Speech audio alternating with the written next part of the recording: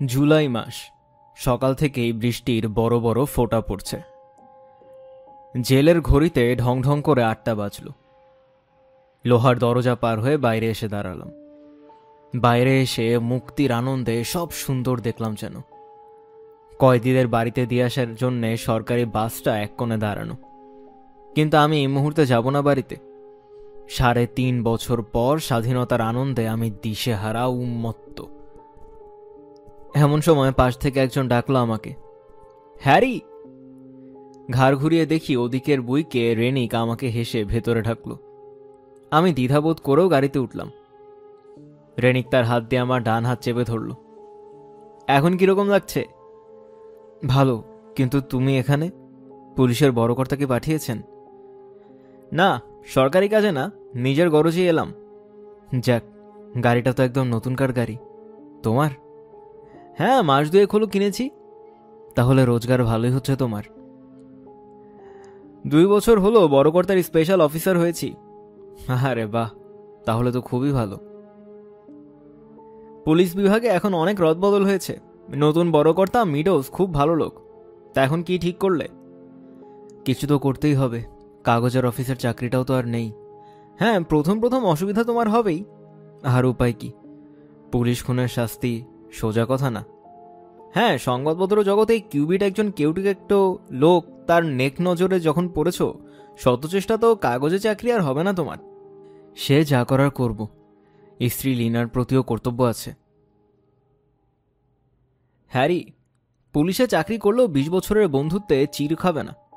নতুন বড় কর্তাকে তোমার কথা বলেছি, তিনিই দেখবেন বলেছেন। পুলিশে চাকরি মরে গেলেও করব না। তোমার বউ নিনার কথা ভাবো। কষ্ট তো আমারও হয়েছে। বেশ, তোমার চাকরি খোঁজা যদি সাহায্য মনে করো তাহলে কিছু বলবো না। দেখো, এই ৩.৫ বছর আমিও কম কষ্ট করিনি। অন্যায় ন্যায় এসব নিয়ে মাথা ঘামাই না। ও ৩.৫ বছরে কিভাবে কেটেছে, নিনার ব্যাপারটা আমার উপর ছেড়ে দাও। ফুলের মতো নিষ্পাপ একটা মেয়ে, একখানা চিঠিও লিখলে না। ৩ বছর একদিনের জন্য জেলে দেখা করতে গিয়েও তোমার দেখা পেল না, অথচ এমন দেখালে তুমি যেন সে একটা বাইরের মেয়ে। হ্যাঁ, বাইরের মেয়ে। তুমি ভাবতে পারো নিনাকে লিখবো আমি চিঠি, তা পড়বে ওয়ার্ডার। তুমি ভাবতে পারো সেই বালিকা ধর্ষণকারী শয়তানটাকে নিনাকে দেখে বাজ ইঙ্গিত করবে। তবুও এরই মধ্যে প্রতিটি স্বামী স্ত্রীর সঙ্গ পেয়ে শান্তি পায়। এসব প্রতিকূলতা সব সমাজেই আছে। আমি চুপচাপ থাকলাম। ডান দিকে সমুদ্র, শহর দূরে। বালিয়ারের এপাশে সারবন্দি অনেক কেবিন বেশ খালি পড়ে আছে। দলবল নিয়ে আসে স্নানার্থীরা। এই কেবিনগুলো ছিল আমার প্রধান কর্মক্ষেত্র। ক্যালিফোর্নিয়ার সবচেয়ে নামী কাগজ হেরাল্ড। আমি তার সাংবাদিক। সারা শহর জুড়ে খবর খুঁজে বেড়াতে হয়। বিয়ে করেছি ধুমধাম করে, গাড়ি বাড়ি ২ করেছি। হঠাৎ সে বিভীষিকার রাত। বিচ হোটেলের পানশালায় বসে হুইস্কির গ্লাস নিয়ে বসে আছি। হাতের সিগারেট পুড়ে চলেছে। খবর চাই আমার। পাশে টেবিলে বসে আছে অচেনা ২জন ব্যক্তি। যেই কথাগুলো কানে গেল অমনি মনে হলো এ তো খবরের মতো খবর। শিকাগোর এক কুখ্যাত গুন্ডা বাহিনী শহর দখল করার তালে আছে। জুয়ার আড্ডা থেকে শুরু করে তারা কিছুই বাদ রাখবে না। এই শহর থেকেই তারা মাস্কাবারে আয় করবে $২৫ লক্ষ। লোকগুলো পাগল নয় তো? পাম সিটির মতো শহর দখল করা চারটিখানি কথা নয়। কিন্তু না, কথা শুনে বুঝলাম তারা পুলিশ বিভাগ, স্বায়ত্তশাসন বিভাগের বড় বড় কর্মকর্তাদের হাত করেছে। এত বড় কাণ্ড হতে চলেছে, বসে থাকলাম না। নিজের চেষ্টায় তদন্ত চালালাম। কষ্ট হলেও কিছু কিছু প্রমাণ পেলাম। ছাপানোর আগে হেরাল্ডের মালিক মিস্টার ম্যাথিউ কিউবেটের সাথে আলোচনা করলাম। কিন্তু ম্যাথিউ নিষ্প্রভ। কোনো ভাবান্তর দেখা দিল না তার মুখে। স্বয়ং তিনিই যে সেই দলে আছেন তা যদি একটু টের পেতাম। উনি বললেন, কাগজপত্র সব এনে দেখাও। ছুটলাম বাড়িতে। রাস্তায় পুলিশ আমাকে পথরোধ করল। পুলিশের বড় সাহেব আমাকে দেখা করতে বলেছেন। থানায় গেলে এরপর তিনি আমাকে মস্ত একটা নোটের তাড়া দিয়ে বললেন টাকার বিনিময়ে আমার তদন্ত সংক্রান্ত কাগজপত্র তিনি কিনতে চান। ঘুষ না, টাকার বান্ডিল না নিয়ে উঠে পড়লাম। বাড়ি থেকে কাগজপত্র এনে দিলাম ম্যাথিউর হাতে। তিনি বলল রাত 10:30টায় আমি যেন তার বাড়িতে যাই। শুনে নিনাও ভয় পেল।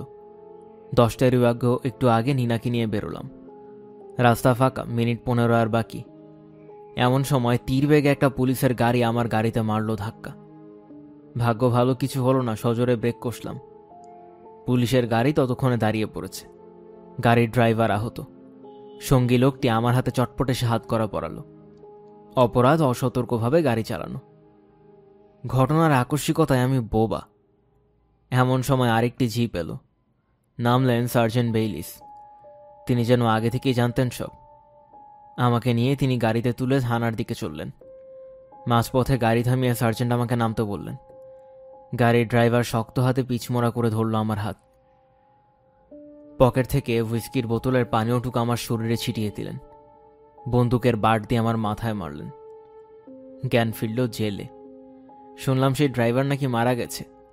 এই অপরাধে 3.5 বছর জেল হলো। উকিল প্রাণপণ লড়াই করেছে আমার জন্য, পারেনি। ম্যাথিউ আমার বিরুদ্ধে রায় দিয়েছেন। আমার নামে কুৎসার ওঠাতেও তার দ্বিধা হলো না। আমার উকিলের চাপে পড়ে আদালত তদন্ত কমিশন বসালেন। তদন্তে আমার আবিষ্কার খাঁটি এবং নির্ভুল বলে প্রমাণিত হলো। পুলিশের বড় কর্তা পদত্যাগ করতে বাধ্য হলেন। আজ আমি মুক্ত। যদিও চাকরি পাবার সামান্য আশাও আমার নেই। যা আয় করেছি 2 হাতে উড়িয়েছি। নিনার জন্য কিছুই করতে পারিনি। ও কেমন আছে কে জানে। রেনিককে জিজ্ঞাসা করলাম, ও ভালো তো? হ্যাঁ, তোমার জেলে যাবার পরও কাজে নেমেছে। গাড়ি থামলো বাড়ির সামনে। নামলাম সেই পরিচিত ঘাস কাঁকড়ে ছাওয়া পথ। ছবির মতো সুন্দর বাংলো। ধীরে ধীরে পা বাড়ালাম বাড়ির দিকে। সদর দরজা খুলে নিনা জল ভরা চোখে দাঁড়িয়ে রইল। ঘুম ভেঙে দেখি ভোর হয়ে আসছে। নিনা নিশ্চিন্তে ঘুমাচ্ছে আমার পাশে। কি করব, কোথায় যাব? নিনাকে পাশে রেখে সিলিংয়ের দিকে তাকালাম। রোজগার করতেই হবে যে করে হোক। ম্যাথিউর মিথ্যা রিপোর্টের জন্য ছোটখাটো সংবাদপত্রগুলো আমাকে দেখলে শিউরে ওঠে। আমাকে অন্য পথ দেখতে হবে। নিনার দিকে তাকালাম। জেলে যাবার সময় নিনার বয়স মাত্র 22, আমার 27। বেচারি কি কষ্টই না করেছে। মুখে মলিনতার ছাপ, রোগাও হয়ে গেছে। নিরুপায় হয়ে তাকে কাজ করতে হয়েছে। শত অসুবিধা সত্ত্বেও নিনা ব্যাংকের $250 তোলেনি। 7-8 দিন নানা কথা ভাবতে ভাবতে দিন গেল। গতকাল বিজ্ঞাপন দেখে এক অফিসে গেলাম। অফিসের বড় কর্তা আমাকে দেখে অবাক। আমি যে সুপরিচিত তা বুঝলাম। তিনি বললেন, এ কাজ আপনার জন্য নয়। নিনার ডাকে চেতনা ফিরল। আমার কাছে গোপন করো না। 7-5 ভেবে কোনো লাভ নেই। দেখো আমি ঠিক চালিয়ে নিতে পারবো। তুমি কি আলাদা? তোমার যতটা দায়িত্ব আমারও ততটাই। 2 হাতে কাছে টেনে নিলাম। সারা শহরে কাজ নেই আমার জন্য, তবুও পথে পথে ঘোরা, মদ খেয়ে সবকিছু ভুলে থাকি। আগেও খেতাম, এখন পরিমাণ বেড়েছে। হ্যাঁ, মিথ্যে কথাও বলা শুরু করলাম নিনার কাছে। নিনার চোখে আমার অপদার্থতা প্রমাণ না করার ওটা একটা কৌশল মাত্র। কিন্তু আস্তে আস্তে নিনা ধরতে পারত ঠিক। তবু কখনো কিছু বলতো না। আমার প্রতিটি কথা শুনত, সমবেদনা জানাতো, আগ বাড়িয়ে পকেট খরচা দিত। ভীষণ ভুল করতো নিনা। একদিন সমুদ্রের ছোঁয়া বাঁচিয়ে এক পানশালায় বসেছি। প্রায় সন্ধ্যা তখন। তাকিয়ে আছি সামনের ফোন খুপড়ির দিকে। নানা কথা ভাবছি, কখনো আত্মহত্যার কথাও। এমন সময় দরজা ঠেলে একটি মেয়ে ঢুকল। পরনে সাদা স্ন্যাক্স, ওপরে সবুজ রঙের টাইট সোয়েটার, চোখে রোদ চশমা। শরীরে ঢেউ তুলে ফোনের দিকে গেল। বয়স বছর 33 তো হবেই। মাথা ঘুরিয়ে দেড়ার মতো চেহারা। কিছুক্ষণ বাদে ফোন রেখে যে পথে এসেছিল সেই পথেই চলে গেল। কে এই মেয়েটা? হাতের হাত ব্যাগটার কথা চিন্তা করলাম। ব্যাগটা নামিয়ে রেখে এসে ফোন করছিল, কিন্তু বেরোবার সময় তো ব্যাগটা দেখিনি। আমি উঠে দাঁড়ালাম। সমস্ত শরীরে শিহরণ খেলে গেল। দরজা ঠেলে ঢুকে থমকে গেলাম। ব্যাগটা হাতে নিয়ে দেখি কি তার পরিচয়। দেখাই যাক কি আছে ব্যাগে। চারদিকে একবার দেখে নিলাম। সোনার সিগারেট কেস, সোনার লাইটার, একতারা নোটের বান্ডিল। ঘেমে গেলাম। কি করা উচিত? এতগুলো টাকা, আর নিনার কাছে আমার হাত পাততে হবে না। 7 রকম ভাবনা এলো মাথায়। কত লোক আসছে যাচ্ছে, আমি যে নিয়েছি এমন কোনো প্রমাণ নেই। নিলাম। টাকাটা পকেটে পুরতে যাব, চোখ পড়ল সামনের ছোট আয়নার দিকে। ঠিক আমার পেছনে মেয়েটি দাঁড়ানো, তাকিয়ে আছে আমার দিকে। বলা বাহুল্য আমি অবাক, যেন মুহূর্তের জন্য মৃত্যু এসে আমার শিওরে দাঁড়িয়েছে। আলগোছে ব্যাগটা ফেলে দিলাম, এক টানে দরজা খুললাম। চোখাচোখি হতেই সে মৃদু হেসে বলল, আমার ব্যাগটা বোধহয় এখানেই ফেলে গেছি। হ্যাঁ, ভাবছিলাম বেয়ারার জিম্মায় জমা দিয়ে যাব। মাত্র 2 পা এগিয়েছি, অমনি বেয়ারা এসে আটকালো। কে ইয়ার, গোলমালের ধান্দা ছিল নাকি? ছি ছি, গোলমাল কেন করবেন? উনি তোমার কাছে জমা দিতে যাচ্ছিলেন। তবু ব্যাগটা একবার দেখে নিন। এই নিন। মেয়েটি বেয়ারার অনুরোধে অনিচ্ছায় ব্যাগটা পরীক্ষা করতে লাগলো। বুকের মধ্যে আমার হাতুড়ি পেটা শুরু হয়েছে। ভাবছি বেয়ারাকে ধাক্কা মেরে ছুটে চলে যাই। তখনই সে মাথা নেড়ে বলল, না, সব ঠিক আছে, ধন্যবাদ। আপনি না থাকলে ব্যাগটা আমার খোয়া যেত। বেয়ারা সরে গেল। আমার বিস্মিত চাউনি দেখে মেয়েটি হেসে বলল, যদি কিছু মনে না করেন একটু ড্রিঙ্কস দিতে বলি, প্লিজ। আপত্তি করবেন না মিস্টার হ্যারি? বাহ, মেয়েটি দেখে আমার নামও জানে। আসলে জেল থেকে ছাড়া পাবার পরদিন হেরাল্ড কাগজে আমার একটা ছবি ওরা ছাপিয়েছে। যাবতীয় তথ্য দিয়ে ঘটনা বিকৃত করে কিউবিট ছাপিয়েছে। দুজনে চেয়ার টেনে বসলাম। ব্যাগ খুলে সোনার সিগারেট কেসটি বের করে বলল, সিগারেট? একটা তুলে নিলাম। সোনার লাইটার টিপে ধরিয়ে দিল, নিজেও একটা ধরালো। তারপর জেল থেকে বেরিয়ে কেমন লাগছে? ভালো। খবরের কাগজের কাজটা ছাড়তেই হলো? হ্যাঁ। কদিন ধরে রোজই এখানে আসতে দেখি আপনাকে। চাকরি বাকরি কিছু তো হয়নি, তাই না? আসলে চাকরির বাজার খুবই খারাপ এখন। যা বলেছেন। আচ্ছা, কেউ যদি আপনাকে কাজ দেয়, করবেন? তার মানে কোনো চাকরি আপনার খোঁজে আছে? আচ্ছা, আপনি কি সে কাজ করতে পারবেন? কি কাজ? তেমন কিছু না, সাধারণ সামান্য ঝুঁকি আছে। কাজটা একটু বেআইনি মনে হচ্ছে। না না, বেআইনি না। তবে ঝুঁকির প্রশ্ন আসছে কেন? আমি আর এসব ঝামেলা জড়াবো না। খান, বলুন তো কাজটা কি? বলবো, সব বলবো নিরিবিলিতে। আপনার বাড়িতে ফোন আছে নিশ্চয়ই? আছে, গাইড নম্বরে পাবেন। বেশ, কাল বাড়ি আছেন তো? আছি। আজ উঠি। কত হলো বেয়ারা? হেসে বলল, ভুলে গিয়েছিলাম। আমি বললাম, আমি ভুলিনি।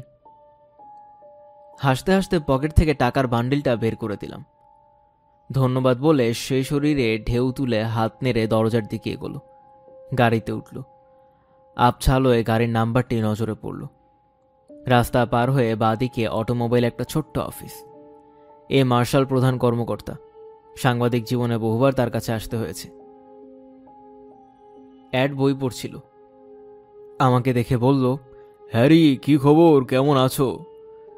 ভালোই। 8 দিন হলো জেল থেকে ছাড়া পেলাম। ছেড়ে দিয়েছি সিগারেট। ক্যান্সার রোগটা বড় চিন্তায় ফেলেছে আমায়। ভালো। নানা কথায় 10 মিনিট কাটল।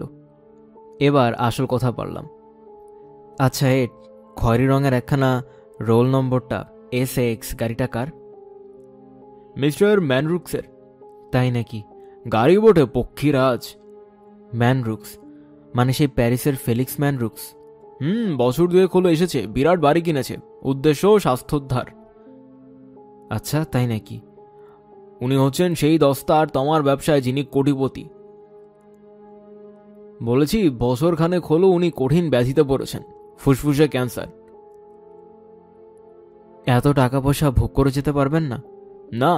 আর বাড়িও কি বাড়ি, সমুদ্রের পূব পারে ইরা ক্র্যানলের বিরাট বাড়িটা নিজের মনের মতো করে সাজিয়েছেন। ইরা ক্র্যানেলও আমার চেনা। তেলের ব্যবসা থেকে বিরাট ধনী হয়েছিলেন, প্রাসাদের মতো বাড়িটা বানিয়েছিলেন। তারপরে কি একটা গোলমালে পড়ে বাড়ি বিক্রির কথা ওঠে। আচ্ছা, ভালো কথা, ওই মেয়েটি কি নীল চশমা পরে গাড়ি চালাচ্ছিল? ম্যানরুজের স্ত্রী। সে কি, বয়স তো বেশি না? বুড়োর বয়স তো 70-72 তো হবেই। তাতে কি, টাকা থাকলে 100 বছরেও বউ জোটানো যায়।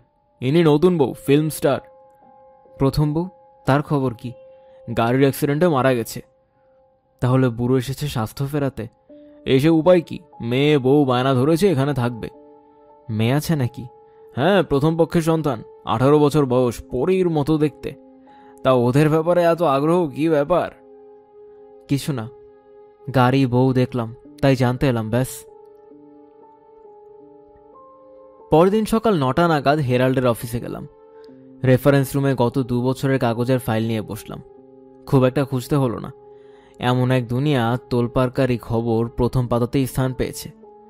রিয়া প্যারিসের এক শশাগার প্রৌঢ় ম্যানরুফসকে বিয়ে করেছে তার অগাধ সম্পত্তির জন্য। নিনা বেরিয়ে গেছে কাজে। বাড়িতে ফিরে শুরু হলো অপেক্ষা। ঠিক 11টার সময় ফোন এলো। রিসিভার তুললাম। Hello, mister Harry? হ্যাঁ, বলুন। কাল আমাদের দেখা হয়েছিল, মনে আছে মিসেস ম্যানরুক্স? আমি তার নামটা জেনে যাব সে আশা করেনি। সমুদ্রের পূব দিকে একবার কেবিনের মধ্যে বাঁদিকের একটা কেবিন ভাড়া নিতে হবে আপনাকে। রাত 9টায় দেখা করব সেখানে। বেশ, ঠিক আছে, তাহলে ওই কথাটাই রইল। কি চায় মিসেস ম্যানরুক্স? বেরোলাম। পূবপাড়ের কেবিনের তত্ত্বাবধায়ক বিল হোলনলের কাছে গেলাম 11:30টায়। নারী পুরুষ সবাই স্নান করতে নেমেছে। বিল আমাকে দেখে হেসে বলল, কতদিন পর দেখা হলো আপনার সঙ্গে, বসুন। বাদিকের শেষ কেবিনটা আজ রাত্রে আমার দরকার, 9টা নাগাদ আসবো। কিন্তু 8টার পর অফিস খোলা রাখি না, সন্ধ্যার সময় চাবিটা যদি নিয়ে যান। কি দরকার? আপনি বারান্দার কার্পেটের নিচে রেখে যাবেন, আমি খুঁজে নেব। ঠিক আছে। বাড়ি ফিরে নিনাকে বলবো ভেবে ভেবে উপায় একটা বাতলালাম। রাত জেগে এর মার্শালের সঙ্গে গাড়ি গুনতে হবে। নিনা আমার কাজের কথা শুনে খুশিতে ডগমগ হয়ে উঠল। রাত 8:30 নাগাদ গ্যারেজে গিয়ে প্যাকেটখানা বের করলাম। হাত নেড়ে নিনাকে শুভরাত্রি জানিয়ে গাড়ি স্টার্ট দিলাম। প্রায় 9টা নাগাদ পৌঁছালাম। বেশ বড়ই কেবিন। ঢুকে একটা বৈঠকখানা, একপাশে শোবার ঘর, ছোট্ট একটি স্নানঘর, ওপাশে রান্নাঘর। ঘরে কিছুরই অভাব নেই, বিলাসিতা আর ছড়াছড়ি। দেখতে দেখতে 25 মিনিট কেটে গেল। Good evening mister. অন্ধকারে পরিষ্কার দেখা যাচ্ছে না। মাথায় সাদা সিল্কের স্কার্ফ, পরনে নীল পোশাক, ডান হাতে চওড়া সোনার ব্রেসলেট। আপনার সম্বন্ধে আমি অনেক কিছুই জানি মিস্টার। $10,000 যে অবলীলাক্রমে পায়ে ঠেলতে পারে সে তেজি লোক। আমার একজন তেজি লোকেরই দরকার। আপনি তো ঝুঁকি নিতে ওস্তাদ। আমি ওস্তাদ কি করে? আমার ব্যাগটা থেকে টাকার তোড়াটা সরালেন, ধরা পড়লে 6 বছরের জেল। আমি তখন প্রকৃতিস্থ ছিলাম না। ঝুঁকি নিতে রাজি আছেন আরেকবার? টাকা করে তেমন পেলে আপত্তি নেই। বেশ, আপনাকে $50,000 দেব। কাজটা কি? আগে বলুন ঝুঁকি নিতে রাজি আছেন কিনা। রাজি। টাকা পেলে নীনাকে নিয়ে শহর ছাড়ব, নতুন করে জীবন শুরু করব। স্বামীর দেয়া মাসিক ভাতা ছাড়া নিজস্ব বলতে আমার কিছু নেই। তিনি যা দেন তা যথেষ্ট, কিন্তু তার মেয়ে বা আমার ওই টাকায় চলে না। তা আপনার টাকা নিয়ে আমাকে কি করে 50,000 দেবেন? আপনার টাকা আপনিই ছোটাবেন, আমি শুধু আপনাকে পথটা বলে দেব। পথ? হ্যাঁ, পথ। শুনুন, আমি এবং আমার সৎ মেয়ে ওদের, আমাদের দরকার $4.5 লাখ। 2 সপ্তাহের মধ্যে টাকাটা চাই। আমার একান্ত আশা এই টাকা জোগাড় করতে আপনি সাহায্য করবেন। বিনিময়ে আপনি 50,000 পাবেন। আমাকে আপনার স্বামী টাকা দেবেনি বা কেন? আমার স্বামীর অঢেল টাকা, চাইতে গেলে হাজারো কৈফিয়ত চাইবেন। ওদের বা আমরা এসব প্রশ্নের জবাব দিতে রাজি নই। আপনার ক্ষেত্রে কৈফিয়ত লাগবে না। আচ্ছা, আপনার হঠাৎ এত টাকার দরকার হলো কেন? বা কোটিপতির বউ মেয়েদের টাকার দরকার নেই, নাম ধাম সব তো জেনে বসে আছেন। আপনারা কি কোনো ব্ল্যাকমেলারের হাতে পড়েছেন? মিস্টার, আমাদের ব্যক্তিগত ব্যাপারগুলোয় অযথা কৌতূহল দেখাবেন না। টাকা আমাদের চাই, আপনার সাহায্য পেলে আপনি পাবেন, ব্যাস যথেষ্ট নয় কি? না, কারণ আমার ক্ষমতা নেই টাকা দেবার। এখন নেই, পরে পাবেন। শুনুন, আমার সৎ মেয়ে ওদের গুন্ডাদের হাতে পড়বে, অপহৃতা হবে। গুন্ডারা দাবি করবে $5 লাখ। আপনার কমিশন নেবেন, বাদবাকি আমি আর ওদের সমান ভাগে ভাগ করব। গুন্ডারা কারা? কেউ না, আসলে ওদের দূরে কোথাও যাবে, আপনি ভয় দেখিয়ে আমার স্বামীর কাছ থেকে টাকাটা আদায় করবেন। টেলিফোনে একদিন ধমকাবেন, টাকার দাবি করবেন, ব্যাস মিটে গেল ঝামেলা। কি বলবো ভেবে পাচ্ছি না। সে হেসে বলল, কোনো উপায় নেই মিস্টার, এই ঝুঁকি নিতেই হবে টাকা পাবার জন্যে। কিন্তু এর পরিণাম বুঝছেন তো? হ্যাঁ, কোনো ভয় নেই। সেরকম হলে স্বামীকে আমি সব খুলে বলবো, ব্যাস, তাহলে তার ঝামেলা রইল না। অর্থাৎ সত্যি কথা শোনা মাত্র আপনার স্বামী পুলিশকে বলবেন তার কাছ থেকে $5 লাখ হাতানোর জন্য মেয়েকে নিয়ে তার স্ত্রী একটু মজা করছিলেন, এটাই? ভুলে যাবেন না, আমি একজন সাংবাদিক ছিলাম, কোটিপতি। ম্যানরুলের মেয়ে গুন্ডাদের হাতে পড়বে কম কথা না। খবরের কাগজের প্রথম পৃষ্ঠায় ছাপানোর মতো খবর এটা। সহজ ব্যাপারটাকে আপনি জটিল করে তুলছেন। ওদের হঠাৎ একদিন উদয় হবে, আপনি ফোন করে বলবেন, তারপর উনি বিন্দু মাত্র দেরি না করে টাকাটা দিয়ে দেবেন। এর মধ্যে গোলমালটা কোথায়? আপাত দৃষ্টিতে কোথাও না, কিন্তু পরে পরে কি হবে না হবে সে ভাবনা এখন না। আগে বলুন কাজটা করতে রাজি আছেন কিনা, না হলে আমি অন্য লোকের খোঁজ করব। সে যাই হোক, যা করবার আপনি করবেন। আমি শুধু এটাই বলছি, কাজটা আমার পছন্দসই না। আপনাকে দিয়ে বোধহয় কাজটা হবে না, দুঃখিত। এখানেই শেষ করতে হলো, কিন্তু $50,000 লোভ কম না। আপনি ভুল করছেন, কাজটা আমার পক্ষে সম্ভব নয়। কথা আমি বলিনি একবারও। জেলের ঘানি টানতে কারোই বা ভালো লাগে? আপনি অযথা চিন্তা করছেন। আচ্ছা মিস ম্যানরুক্স, কি বিশ্বাস করবেন যে তার মেয়ে উধাও হয়েছেন? মেয়ে বলতে তিনি অজ্ঞান, ব্যস্ত হয়ে উঠবেন তিনি। টাকাটা আদায় করে আপনি টাকা নিয়ে বাকিটা আমার হাতে তুলে দেবেন। মেয়েকে দেব না? হ্যাঁ। বেশ, খুঁটিনাটি বিপদ ছাড়া চিন্তার কোনো কারণ নেই। পুলিশকে খবর না দিয়ে আপনার স্বামী হাত পা গুটিয়ে বসে থাকবেন, এটা বিশ্বাস হয় না। স্বামীকে সামলাবার দায়িত্ব আমার। তিনি বৃদ্ধ, অসুস্থ, মৃত্যু পথযাত্রী। ঠিক আছে, আগামীকাল আমার মতামত ফোন করে জেনে নেবেন। কাল কেন, আজই বলে দিন না। ভাবতে হবে আমাকে, আগামীকাল বলবো। এই নিন এই টাকাটা, কেবিনের খরচ, কাল ফোন করব। আগাগোড়া ব্যাপারটা উল্টে পাল্টে ভাবতে লাগলাম। সিগারেটের পর সিগারেট পুড়তে লাগলো। প্রায় 12টা নাগাদ সিদ্ধান্তে পৌঁছালাম। হ্যাঁ, করব, আমি এ কাজ করব। পরদিন সকাল 8টায় গেলাম বিলের কাছে। আরও একদিনের জন্য কেবিনটা চাই, ভাড়া দিলাম। ঠিক 11টায় ফোন এলো। মিস্টার। হ্যাঁ। কি রাজি আছেন তো? হ্যাঁ, শুধু একটা শর্ত, আপনাদের দুজনের সাথে একটু কথা বলতে চাই আবার। সন্ধ্যা 6টায় কেবিনে এলাম। সারাদিন ধরে বাড়িতে ছিলাম, টুকিটাকি জিনিস নিলাম, টেপ রেকর্ডার নিলাম। পুলিশের খপ্পরে পড়লে নিজেকে বাঁচাবার এটাই হবে মোক্ষম প্রমাণ। দরজা খুলে শোবার ঘরে এলাম। টেপ রেকর্ডার কায়দা করে ঠিক করলাম। মাইক্রোফোনটা ফুলদানির পেছনে রাখলাম। ওরা আসার আগে সবটাই আবার পরীক্ষা করে নিলাম। যাক, নিশ্চিন্ত। এমন সময় দরজায় টোকা পড়ল। বিল হোল্ডেন দাঁড়িয়ে আছে। এক ভদ্রলোক একটু আগে এই কেবিনটা ভাড়া নিতে চাইছিলেন, তা আপনি? না, বিল, কয়েকটা লেখা শুরু করেছি, দিন 7 লাগবে। এমন নিরিবিলি পরিবেশ না হলে মাথায় কিছু আসতে চায় না। ঠিক আছে মিস্টার, বেশ খিদে পেয়ে গেছে। কাছের কোনো রেস্তোরাঁ থেকে খেয়ে আসবেন নাকি? আমি নিজেই যাব। 9:05 যখন, তখন কেবিনে এসে পৌঁছলাম। অসহ্য গরম। বেতের চেয়ারটা টেনে বারান্দায় বসলাম, সিগারেট ধরালাম। রিয়া কি আজও দেরিতে আসবে? আর ওদের কেমন মেয়ে কে জানে। চিন্তায় ছেদ পড়ল। রিয়া এসেছে, সঙ্গে কেউ নেই। ঘরে ঢুকলাম। কই, আপনার মেয়ে কোথায়? আসবে। কি কিছু বলবেন? বলবো মানে, মিস ম্যানরুক্সের সঙ্গে একটু আলোচনার দরকার। আশ্চর্য, এত আলোচনার কি দরকার? ওদের তো বাচ্চা নয়, তাকে না জানি কিছু করা হবে না। বারান্দায় পায়ের শব্দ শোনা গেল। দরজা খুললাম। দরজার ওপাশে যুবতী দাঁড়িয়ে, কালো কুচকুচে এক মাথা চুল কাঁধ ছাপিয়ে পিঠ অবধি নামানো, পান পাতার মতো মুখ, 16 থেকে 26-এর মধ্যে বয়স। ওদের সুন্দরী সন্দেহ নেই, কিন্তু সারা শরীরে ইন্দ্রিয়ের ভোগ সুখ ছাড়া যে সে কিছু বোঝে না তা বোঝা যাচ্ছে। হঠাৎ খিলখিল করে হেসে উঠল ওদের। আপনি বুঝি আলী বাবা? আপনার 40 জোরের খবর কি? রিয়া বকে উঠল। ওদের, এটা হাসি তামাশার সময় নয়, জরুরি কথা আছে। ওদেতের মুখোমুখি সোফায় বসলাম। হাসলো ওদেত। বলুন, কি বলতে চান? বলবেন আপনি, আমি শুনব। প্রথমে বলুন, এই অপহরণের ব্যাপারটা আপনি জানেন কিনা? নিশ্চয়ই, আমি রিয়া দুজনেই জানি।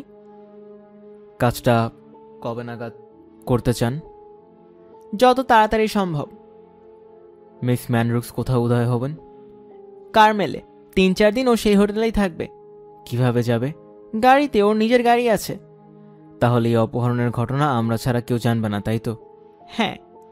বেশ, আপনার কথা মতো না হয় নিশ্চিন্তেই রইলাম। ধরে নিলাম আপনার স্বামী টাকা দিলেন।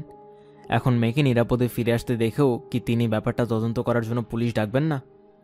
আমি আবারও বলছি মিস্টার, স্বামী সংক্রান্ত সব কিছু সামলাবার দায়িত্ব আমার, আপনার নয়। ঠিক আছে মিস ম্যানরুক্স, আগামী শনিবার আপনার এক বান্ধবীর সাথে আপনার সিনেমা দেখার আয়োজন করতে হবে। তারপর? যাবার আগে দুপুরে খাবার টেবিলে বাবাকে কথাটা জানাবেন। বান্ধবীর সঙ্গে দেখা করার কথা থাকবে রাত 9টার সময়। আপনি সিনেমা হলের ধারে কাছেও যাবেন না। বাড়ি থেকে সোজা বেরিয়ে গাড়ি নিয়ে চলে যাবেন পাইরেটস কেবিনে। বাইরে গাড়ি রেখে ঢুকে যাবেন কেবিনে। খাবারের অর্ডার দেবেন। সাবধান, পরিচিত কারোর সঙ্গে যেন দেখা না হয়। হবে না। আসলে পরিচিত লোকজন যাতে না দেখে ফেলে, অপরিচিতরা আপনাকে মনে রাখুক। মিনিট 5 বেশি থাকবেন না। সকলের চোখ এড়িয়ে উঠে বসবেন গাড়িতে। নতুন পোশাক, লাল পরচুলা থাকবে পেছনের সিটে, চটপট পরে নেবেন। আমি ততক্ষণ আপনার গাড়ি নিয়ে এগোবো। কোনো নির্জন জায়গায় আপনার গাড়ি রেখে আমি উঠে বসবে আমার গাড়িতে। সোজা বিমানবন্দর। লস অ্যাঞ্জেলেসের হোটেলও আপনার নামে ঘর নেওয়া থাকবে। হোটেলের ম্যানেজারকে বলবেন আপনি অসুস্থ। খাবার টাবার যেন সে আপনার ঘরেই পৌঁছে দেবার ব্যবস্থা করে। আমার ফোন না পাওয়া পর্যন্ত আপনি ঘর ছাড়বেন না। ওদেরকে তো লস অ্যাঞ্জেলেসে পাঠিয়ে কার্নেলে পাঠালেই ভালো হতো। টাকা পেতে হলে আপনাদের আমার কথা মতো কাজ করতে হবে।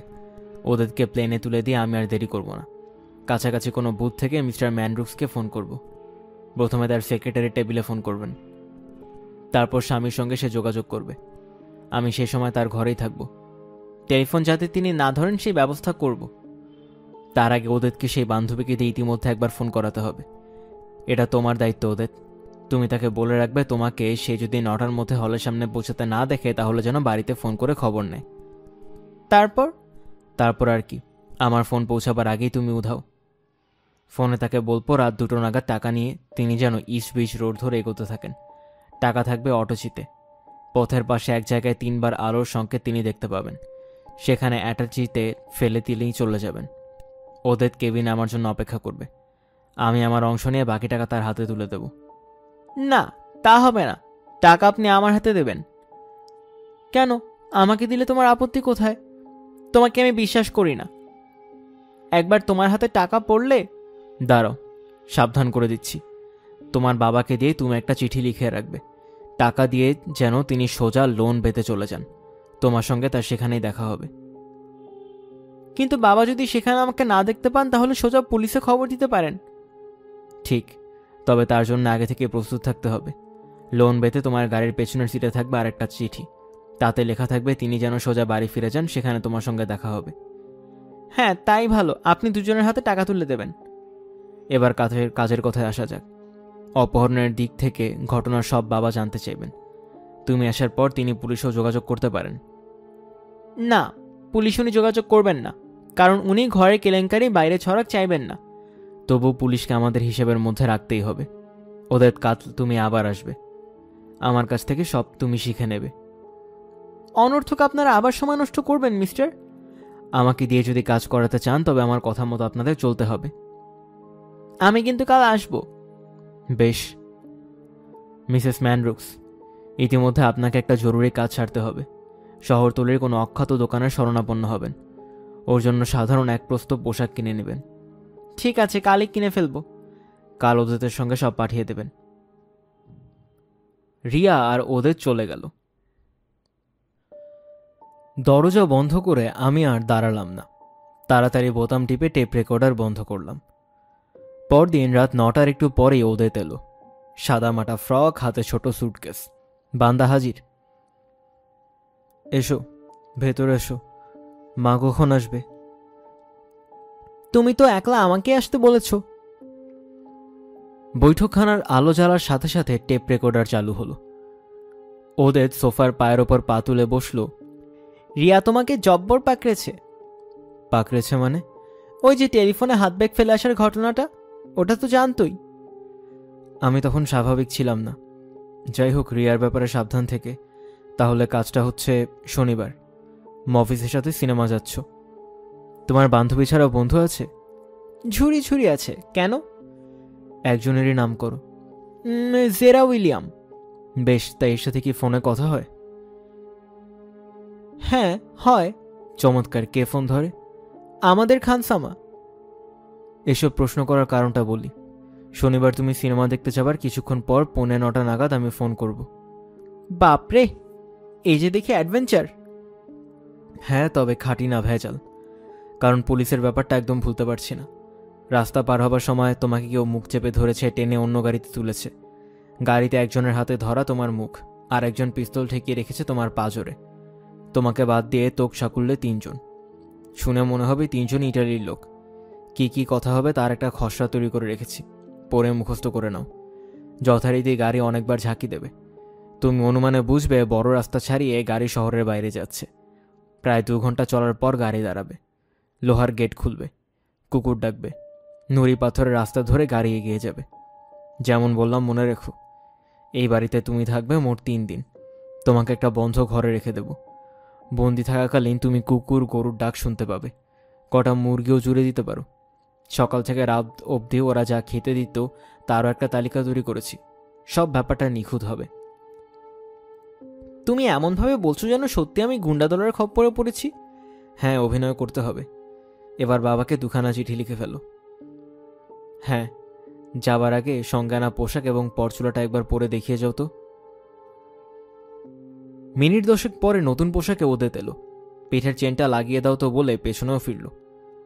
আমি কাপা হাতে প্রাণপণে নিজেকে সংযত রেখে চেন টানলাম। নিমেষে ঘুরে সে আমার গলা জড়িয়ে ধরল। এগুলো কিন্তু অকাজ।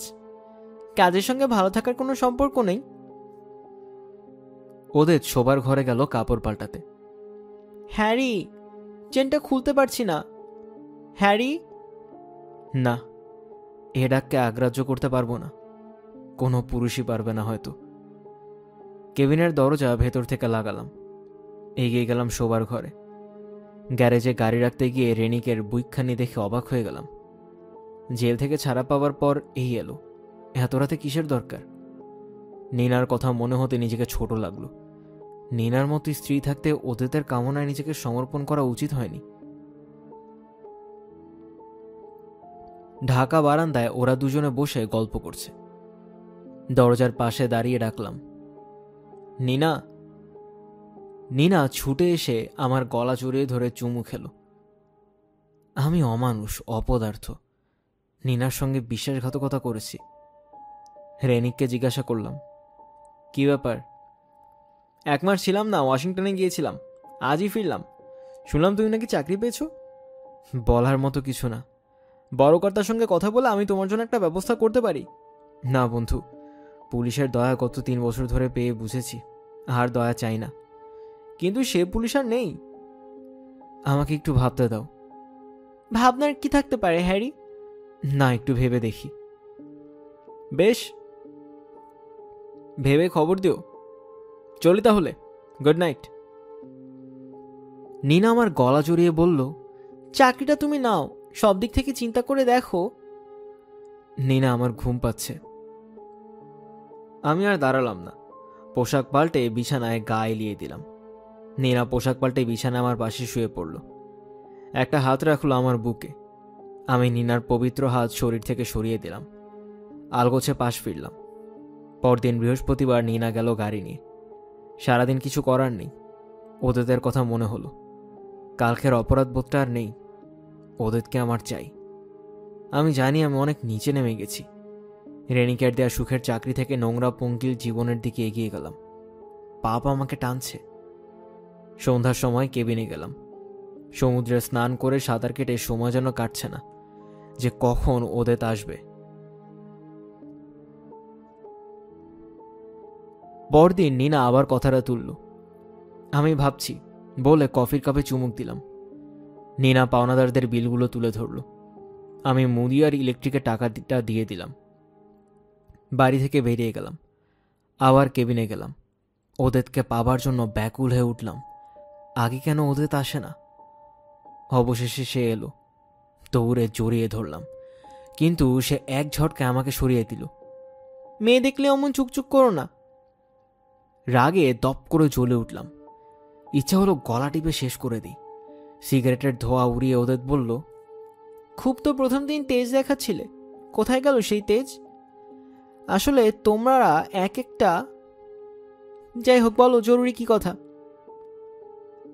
আমি কাগজগুলো মেরে ধরলাম। প্রশ্নের পরপর জবাব দাও। পরীক্ষাটা কে দেবে হ্যারি, তুমি না আমি? চুপ করো, তোমার সস্তা মতামত শুনতে আসিনি। একের পর এক ওদের উত্তর দিতে লাগলো নির্ভুলভাবে। আমি চমৎকৃত। ঠিক আছে, আগামী শনিবার কাজে নামছি। ওদের বুকের কাছে ঘন হয়ে দাঁড়ালো। রাগ পড়লো? মুহূর্তে আমার ডান হাত আছড়ে পড়ল ওর মসৃণ গালে। তুমি আমায় মারলে হ্যারি। তুমি দূর হয়ে যাও, বের হও। ওদের পায়ে পায়ে দরজার দিকে এগোলো। নিঃশব্দে বেরিয়ে গেল ঘর ছেড়ে। তবু আমাকে হারিয়ে দিল ওদের। ঘুম ভাঙতে সকাল 7:30 হয়ে গেল। আজ শনিবার। নীনাকে বললাম, আমার আজ ফিরতে দেরি হবে। জনের সঙ্গে দেখা করবে না? না, সোমবার যাব। চাকরিটা তুমি নেবে হ্যারি? দেখি কেমন মাইনেপত্তর দেয়। উঠে নীনাকে জড়িয়ে ধরলাম। নিজেকে ভারী পবিত্র মনে হলো। বেলা 10টা নাগাদ কেবিনে গেলাম। কে যেন দরজায় কড়া নাড়ল। খুলে দেখলাম বিল হোল্ডেন। কেবিনটা কি সামনের সপ্তাহ রাখবেন? হ্যাঁ। এ সপ্তাহের ভাড়া যদি আজ দিতেন। কাল দেব, মানিব্যাগটা আনতে ভুলে গেছি। ঠিক আছে মিস্টার। রিয়ার ফোন এলো তারপর। আজই তাহলে কাজে নামছেন? সেরকমই তো ইচ্ছে। কাল বেলা 11টায় আমি আবার ফোন করব। টাকা করেও কিছু নিতে হবে। এখানে চলে আসুন। আসবো। বৃষ্টি পড়ছে। 8টা নাগাদ বৃষ্টি ধরল। 9:15 নাগাদ ডায়াল ঘোরালাম। রিং হবার সঙ্গে সঙ্গে ওপাশের সাড়া মিলল। কাকে চাই? ওদের। বলুন জরুরি, জেরি উইলিয়ামস ফোন করেছে। একটু ধরুন। ওদের রিসিভার তুলল। বলো। আশেপাশে কেউ আছে নাকি? না। কাল তুমি আমাকে মারলে কেন? ওসব বাদ দাও, কি কি করতে হবে মনে আছে তো? আছে। তাহলে বেরিয়ে পড়ো। ফোনটা রাখলাম। কেবিনে জমজমাট ভিড়, কিন্তু ওদের এখনো আসছে না কেন? 9:25। হঠাৎ লোহার ফটক পেরিয়ে ঢুকলো ওদের দুধ সাদা রঙের ছোট্ট গাড়িখানি। পরনে লাল পোশাক, মুখ গম্ভীর। আমি হাত নাড়লাম, সেও হাত নাড়ল। আমি তার গাড়ির দিকে পা বাড়ালাম। জানলার কাঁচ নামিয়ে রেখে গেছে ওদের। সঙ্গে আনা সুটকেসটা পড়ে আছে সিটের ওপর। হাতে এখন অঢেল সময়। লস অ্যাঞ্জেলেসের প্লেন ছাড়ল 10:30টায়। ওদের নামটা পাল্টানো হয়েছে হারকুট। দরজা ঠেলে বেরিয়ে এলো ওদের। দেখি একটি লোক ওদের সঙ্গে সঙ্গে আসছে। ওদেরকে বিরক্ত করাও শুরু করেছে। ওদের তাকে যা ভাগ সমানে বলছে, কিন্তু সেও নাছোড়বান্দা। ওদেরকে দেখে সে আর ঠিক থাকতে পারছে না। চকিতে ছুটে গিয়ে রড দিয়ে তার মাথায় একটা বাড়ি মারলাম। মাটিতে পড়ে গেল। ওদেরকে তাড়া লাগালাম, না আর দেরি করো না। লোকটা। তুমি আর দাঁড়িয়ে থেকো না, যা বললাম করো। পোশাক পাল্টে নাও, দ্রুত। গাড়ি স্টার্ট করলাম। খানিকটা যাওয়ার পর আরেকটা গাড়ির সাথে ধাক্কা লাগলো। আজ কি কুক্ষণই যে ভোর হলো। গাড়ির ক্ষতি নিয়ে ভাবি না, এবার আর নিস্তার নেই। এদিকে বৃষ্টি শুরু হয়ে গেল। মাফ করবেন স্যার। চমকে চোখ ফেরালাম। বেটেখাটো চেহারার মানুষ, অন্ধকারে ঠিক বুঝতে পারিনি। কি বুঝতে পারোনি হাবার্ট? ভুলটা কার? এক মহিলার গলার স্বর শোনা যাচ্ছে। আসলে মানে? শুনবো মানে টানে বাদ দাও। বেশ মাথা নোয়ালাম আমি। এবার দয়া করে গাড়িটা একটুখানি এগিয়ে নিন। না, খবরদার, আমি পুলিশ ডাকছি। যা করার ওরা এসে করবে। ঘামে সমস্ত শরীর ভিজে গেল আমার। মন স্থির করতে দেরি হলো না। শরীরের সমস্ত শক্তি প্রয়োগ করে অ্যাক্সিলেটারে চাপ দিলাম। ঝনঝন শব্দে ছিটকে পড়ল গাড়ির ভাঙা মাগার। ওদেরকে যেখানে প্যাকেট নিয়ে অপেক্ষা করতে বলে এসেছি বড় রাস্তায় ওটার ঘুরপথটা ধরে ঊর্ধ্বশ্বাসে সেদিকে ছুটলাম। টেলিফোনের শব্দ শুনলাম। নিনা ফোন ধরেছে। লোন বে থেকে বিমান ঘাঁটি প্রায় সারা পথ ওদের প্রশ্নে প্রশ্নে জর্জরিত করেছে। তাকে অ্যাক্সিডেন্টের কথা ইচ্ছে করেই বলিনি। যাক, পাশের ফোন বুথ থেকে ম্যানরুক্সের বাড়িতে ফোন করলাম। ও পাশে ফোন তুলে বলল, কাকে চাই? মিস্টার ম্যানরুক্সকে একবার ডেকে দিন। আপনার নাম? নাম জেনে কাজ নেই, একটু ধরুন। খানিক্ষণ বাদে ম্যানরুক্সকে নিখোঁজ ভারী ভরাট গলার স্বরে বললুন, বলুন। তা মিথ্যে বলেনি রিয়া, স্বামীর ওপর আধিপত্য অস্বীকার্য নয়। শুনুন, আপনার মেয়ে ওদের এখন আমাদের হাতে। মেয়ের জীবন পেতে যদি চান তাহলে $5 লাখ জোগাড় করুন। দেরি করবেন না। চালাকি করলে পুলিশ টুলিশ ডাকবেন না, বুঝলেন? বুঝেছি, কিন্তু কখন, কিভাবে দিতে হবে টাকা যদি জানতে পারতাম? বলবো। সোমবার। টাকা জোগাড় করতে আপনার কতদিন লাগবে? কাল সকালে পেয়ে যাবেন টাকা। বেশ, সোমবার আমি জানাবো। পুলিশে খবর দিলে মেয়েকে আর জানতে পাবেন না।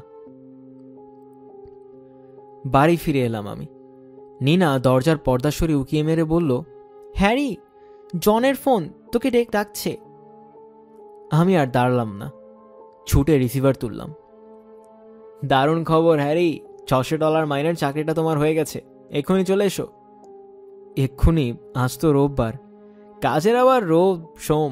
বড় করতে এক্ষুনি আসবেন, একটা জরুরি আলোচনা। চলে আসো। জরুরি কি ব্যাপার? আরে, ফেলিক্স ম্যানরুক্সের মেয়ে গুন্ডাদলের হাতে পড়েছে।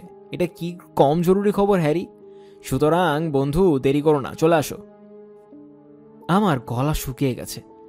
শক্ত মুঠোয় রিসিভার চেপে ধরে আমি তোতলাতে লাগলাম। না হ্যারি, তোমার কোনো ওজোর আপত্তি আমি শুনছি না। এই সুযোগ তুমি পায়ে ঠেলো না, প্লিজ। যাচ্ছি জন, এক্ষুনি যাচ্ছি। তাড়াতাড়ি এসো, দেরি করো না। কি এত জরুরি তলব কিসের? কি জানি কেন চাকরিটা শেষে নিচ্ছি। মাস গেলে $600। এই সুযোগ পায়ে ঠেলা ঠিক না। তুমি রাজি হয়েছো দেখে খুব ভালো লাগছে আমার। যাই, চটপট তৈরি হয়নি। রেনিকের অফিসে ঢুকলাম। রেনিক হাসল। যাক, সুবুদ্ধি হলো তাহলে। ম্যানরুক্সের মেয়ে কি হয়েছে তার? স্যারের কাছে জানতে পারবে, চলো। দরজা ঠেলে আমরা মিতভাজের কামরায় ঢুকলাম। শক্ত সমর্থ চেহারা, চুল ধপধপে সাদা, হাতের আঙুলে ধরা জ্বলন্ত সিগারেট। মিভোজ পায়ের শব্দে তাকালেন। পরিচয় করিয়ে দিল রেনিক। রেনিক বলা শুরু করল, সকালে ম্যানরুক্স তাকে ফোনে বলেছেন আজই তার $5 লাখ দরকার। গুন্ডার দল তাকে শাসিয়েছে। এ ব্যাপারে পুলিশের শরণাপন্ন হলে মেয়েকে তিনি জানতে পাবেন না। এসব তো সবই তোমার অনুমান জন, ম্যানরুক্স তো আর বলেনি। কোনো প্রমাণ কি তুমি পেয়েছ? বাহ, তবে আর বলছি কি, এই শহরে বাস করতে এসে ম্যানরুক্স একজন বিশ্বস্ত দেহরক্ষীর জন্য আমাদের দপ্তর আবেদন করেন। ও রিলেকে পাঠালাম। আমি ফোন করে আজ সকালে জানলাম ম্যানরুক্সের মেয়ে কাল সিনেমায় যাবে বলে রাত 9:45 নাগাদ সেই যে বাড়ি থেকে বেরিয়েছে, তারপর আর ফিরে আসেনি। সিনেমায় গিয়েছিল কি না, যে বন্ধুর সঙ্গে যাওয়ার কথা সে ফোন করে জানায় ওদের যায়নি। ম্যানরুক্স জানিয়েছে আমাদের? না, ম্যানরুক্স টাকা নিতে এলেই খবর নেবে। ঘটনার মূলে তোমাকে ঢুকতে হবে। আমাদের তরফ থেকে সব রকম সাহায্যই তুমি পাবে। রেনিককে মিডোজ বলল, মেয়েটি যে গাড়ি নিয়ে বাড়ি থেকে বেরিয়েছিল তার কোনো হদিশ? ও রিলে বলল, মেয়ের সাথে তার গাড়িখানাও নাকি উধাও। গাড়ি বার করতে বেশি অসুবিধা হবে না। গোয়েন্দা বিভাগ ইতিমধ্যে তুমি ঘটনাটা জানিয়ে রেখো। রাখবো। তোমার করণীয় কিছু নেই এখন। 2 ঘন্টা পর পর রেনিককে ফোন করে জেনে নিও। ম্যানরুক্সের ওপর যদি নজর রাখি, সে কোথায় টাকা দিতে যাবে। না না, তা করতে গেলে বিপদ আছে। ঠিক আছে, চলি রেনিক, চলি স্যার। বেলা 11টায় রিয়া আসবে আবার কেবিনে। ওদেরকে ফোন করলাম। ওদিক থেকে ওদের সাড়া মিলল। হ্যালো, হ্যারি বলছি। এদিকে মস্ত ঝামেলা হয়েছে। এখনই কিছু বলছি না, পরে বলছি। তুমি ভালোভাবে ফিরে এসো। সেই মাতালটা কি মারা গেছে? না, সে ভালোই আছে। আসলে পুলিশরা নাক গলিয়েছে। তাহলে দেখা যাক। কিন্তু আমার যে তর্স হইছে না। ফোন এসব বলা যায় না, ছাড়ছি। নানা রকম চিন্তায় ডুবে গেলাম। এমন সময় রিয়া ঢুকলো। ম্যানরুক্স ব্যাংকে টাকা আনতে গেছে। আমি ওদেতের জন্য গির্জায় প্রার্থনা করার ছুতো করে বেরিয়ে এলাম। সোফায় রিয়া পায়ের ওপর পা তুলে বলল, টাকাটা কবে নিচ্ছেন? টাকা আদৌ পাবো কিনা দেখি। তার মানে? আপনার স্বামীর ব্যাংকের ম্যানেজার এবং আপনাদের বিশ্বস্ত সেফারটি পুলিশের কাছে ইতিমধ্যে সব ফাঁস করে দিয়েছে। মিথ্যে, সব মিথ্যে আপনি বানিয়ে বানিয়ে বলছেন। ধাপ্পাবাজি। আপনাকে গল্প শোনাবার মতো প্রবৃত্তি আমার নেই। আমার কথা বিশ্বাস না হয় খোঁজ নিন। আপনি জানলেন কি করে? আমার নতুন চাকরির কথা থেকে শুরু করে সবই তাকে আমি বললাম। পুলিশ নিঃসন্দেহে যে ওদের গুন্ডাদের হাতে পড়েছে। কি হবে তাহলে? টাকা যে আমার চাই। আমি কিন্তু তখনই জানতাম পুলিশের চোখে আমরা ধুলো দিতে পারবো না। দাঁড়ান, 11:30টায় রেনিককে ফোন করে পুলিশ কতদূর কি করলো জেনে নিই। রেনিকে ফোন ধরলো? কতদূর এগুলো রেনিক? গাড়ির খোঁজ চলছে, ম্যানরুক্স টাকা নিয়ে গেছেন, 3টা নাগাদ ফোন করো। করব।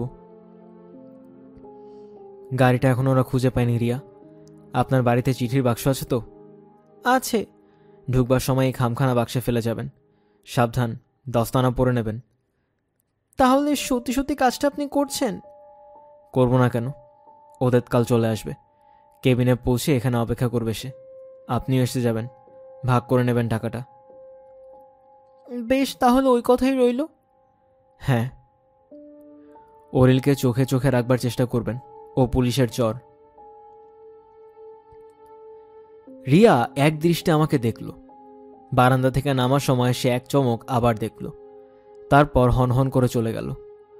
মনের মধ্যে কোথায় যেন সন্দেহের একটা কাঁটা খচখচ করে উঠল। বৃষ্টিটা ধরতে বিল হোল্ডেনের অফিসে টাকাটা দিতে গেলাম। কাজ কেমন এগোচ্ছে? এগোচ্ছে, কাল রাতেই শেষ হয়ে যাবে। বিলের অফিস থেকে বেরিয়ে সোজা ঢুকলাম ছোট্ট রেস্তোরাঁয়। খাওয়া সেরে কেবিনে ফিরলাম 2:15। বাড়িতে ফোন করলাম। নীনা ফোন ধরল। চাকরিটা হয়েছে হ্যারি? হয়েছে। তুমি বাড়ি ফিরছ কখন? ঠিক নেই, জন যা কাজ দিয়েছে কালঘাম ছুটে যাচ্ছে। হো। রেনিককে ফোন করলাম। ও, তুমি আমায় বাঁচালে হ্যারি। সোজা লনবেতে চলে যাও, এক্ষুনি রওনা হতে হবে, গাড়ি পাওয়া গেছে। আমি নির্বাক দাঁড়িয়ে রইলাম নির্বাকী স্থানুর মতো। সাদা গাড়িখানি ঘিরে 3জন পুলিশ গোয়েন্দা। রেনিক দাঁড়িয়ে আছে একপাশে। গাড়িটা মিস ম্যানরুক্সেরই তো? আলবৎ, সব মিলে যাচ্ছে। হাতের ছাপ নিতে লোকজন আসবে, চলো ম্যানরুক্সের সাথে দেখা করে আসি। তোমার গাড়িতেই চলো। 10 মিনিট পরে ম্যানরুক্সের বাড়ির ফটকে গাড়ি থামালাম। বাড়ি তো নয়, যেন এক দুর্গ। মিস ম্যানরুক্স বাড়িতে আছেন? না, বেরিয়েছেন। কখন ফিরবেন? জানি না। একবার মিস্টার ম্যানরুক্সের সঙ্গে দেখা করতে পারি? না, উনি অ্যাপয়েন্টমেন্ট ছাড়া কারোর সাথে দেখা করেন না। বলো পুলিশ হেডকোয়ার্টার্স থেকে লেফটেন্যান্ট রেনিক এসেছে। 1 মিনিট স্যার, খবর দিচ্ছি। আচ্ছা আসুন স্যার, সোজা এই পথ ধরে চলে যান। সদর দরজায় খানসামা দাঁড়িয়ে, বেতের একটি চেয়ারে সমুদ্রের দিকে মুখ করে বসে আছে রিয়া। তার মুখোমুখি বসে আছেন এক বৃদ্ধ। অনুমানে বুঝলাম ইনি মিস্টার ম্যানরুক্স। মিস্টার ম্যানরুক্স? আমি। মিস ম্যানরুক্সের খোঁজে আমাদের আসতে হলো। হঠাৎ তার খোঁজে আপনাদের কি দরকার পড়ল? দরকার আছে মিস্টার ম্যানরুক্স। কাল শেষ রাতে এক বৃদ্ধ গাড়ির ধাক্কায় ভীষণভাবে জখম হয়েছিল। একটু আগে লোন বেঁধে পুলিশ মিস ম্যানরুক্সের গাড়ি পরিত্যক্ত অবস্থায় দেখতে পায়। গাড়ির বাঁ দিকের দরজাটা ভাঙা। না, আমার মেয়ে যদি কাউকে ধাক্কা মারত সে পালিয়ে যেত না। তাছাড়াও পালিয়ে যায়নি, হয়তো কোনো বন্ধুদের সঙ্গে বেড়াতে গেছে। আজকালকার ছেলে মেয়ে বাবা মাকে জানিয়ে কিছু করে না। কবে ফিরবেন তিনি তাহলে? জানি না। শুনুন, কারো ব্যক্তিগত ব্যাপার নিয়ে মাথা ঘামানো আমি পছন্দ করি না। মেয়ে ফিরলে আমি বরং আপনাদের খবর দেব। গাড়ি বারান্দার দিকে হাঁটতে হাঁটতে গজগজ করতে লাগলো। আমাদের কথাটা মোটেই গ্রাহ্যের মধ্যে আনলো না, চেপে গেল। চেপে যাওয়ার ব্যাপারটা নাও ঠিক হতে পারে, হয়তো মেয়ে গুন্ডাদের হাতে পড়েনি। মিস ম্যানরুক যে বিপদে পড়েছেন এ ব্যাপারে সন্দেহ নেই আমার। মিভোজের হেডকোয়ার্টারের কামরায় আবার বৈঠক বসল। না, এখন আমাদের করণীয় কিছুই নেই। কিছু করতে গিয়ে মেয়েটার কিছু হলে মিস্টার ম্যানরুক্স কাউকে ছেড়ে কথা বলবেন না। আলোচনা শেষ হলো, বাড়ির পথ ধরলাম। ঢাকা বারান্দায় নীনা বসে ফুলদানিতে রং করছিল। হাতের কাজ ফেলে ছুটে এসে আমার গলা জড়িয়ে ধরল। গাল টিপে নীনাকে আদর করলাম। রেনিকের সঙ্গে ম্যানরুক্সের ব্যাপারটা সবটাই নীনাকে বললাম, নিজের অংশটুকু ছাড়া। রাতের খাবার খেয়ে আবার বেরোলাম। ফোন বুথ থেকে ওদিতকে ফোন করলাম। হ্যারি বলছি, শোনো, কাল রাত 11টার প্লেনে তুমি রওনা হচ্ছ। আমি থাকবো, কেবিনে যাব। তুমি থাকবে, আমি থাকবো না। তুমি বলছে সব ঠিকঠাক হবে? আলবত। হেডকোয়ার্টার্সে ফোন করলাম। রেনিক নেই, বাড়ি গেছে। তার মানে কোনো খবর নেই। পরদিন সকাল 9টার পর গেলাম অফিসে। শুরু হলো আবার কর্মজীবন। 11টার সময় রেনিক এলো। কি কাজকর্ম কেমন লাগছে? ভালো। নতুন খবর আছে নাকি? না, লোন বেঁধে পুলিশ মোতায়েন আছে। ম্যানরুক্স যদি সত্যি সত্যি অতগুলো টাকা গুন্ডার হাতে তুলে দেন, আমরা তো কিছু জানতেও পারবো না। তার টাকা তিনি দেবেন, ভয় ওর মেয়েকে নিয়ে। হয়তো টাকার বিনিময়ে তিনি তার মেয়েকে জীবিত ফিরে পাবেন না। রেনিক চলে যেতে একটা সিগারেট ধরালাম। কাল সকালেই আসছে $50,000। ফাইলপত্র রেখে বেরোবো, এমন সময় রেনিক ঢুকলো। তার চোখে মুখে চাপা উত্তেজনা। কিছু ঘটেছে বুঝলাম। বুঝলে হ্যারি, একে বলে কপাল। পাইরেটস কেবিনের কাছাকাছি পাহারাদার কনস্টেবল এক রিপোর্ট দিয়েছে, একটি লোককে নাকি কেবিনের উল্টো দিকের গাড়ি রাখার জায়গায় অজ্ঞান অবস্থায় পাওয়া গেছে। তারপর তারপর আর কি, লোকটাকে নাকি একটা মেয়ের পেছনে পেছনে বেরোতে দেখেছে। মেয়েটি আর কেউ নয়, স্বয়ং ওদেত ম্যানরুক্স। সে চিনত তাকে? বাহ, ওকে কে না চেনে, কাগজে ছবি বেরোচ্ছে। সেই মাতালটি। মাথার জখম নিয়ে সে হাসপাতালে। গেলাম দারোয়ানের কাছে।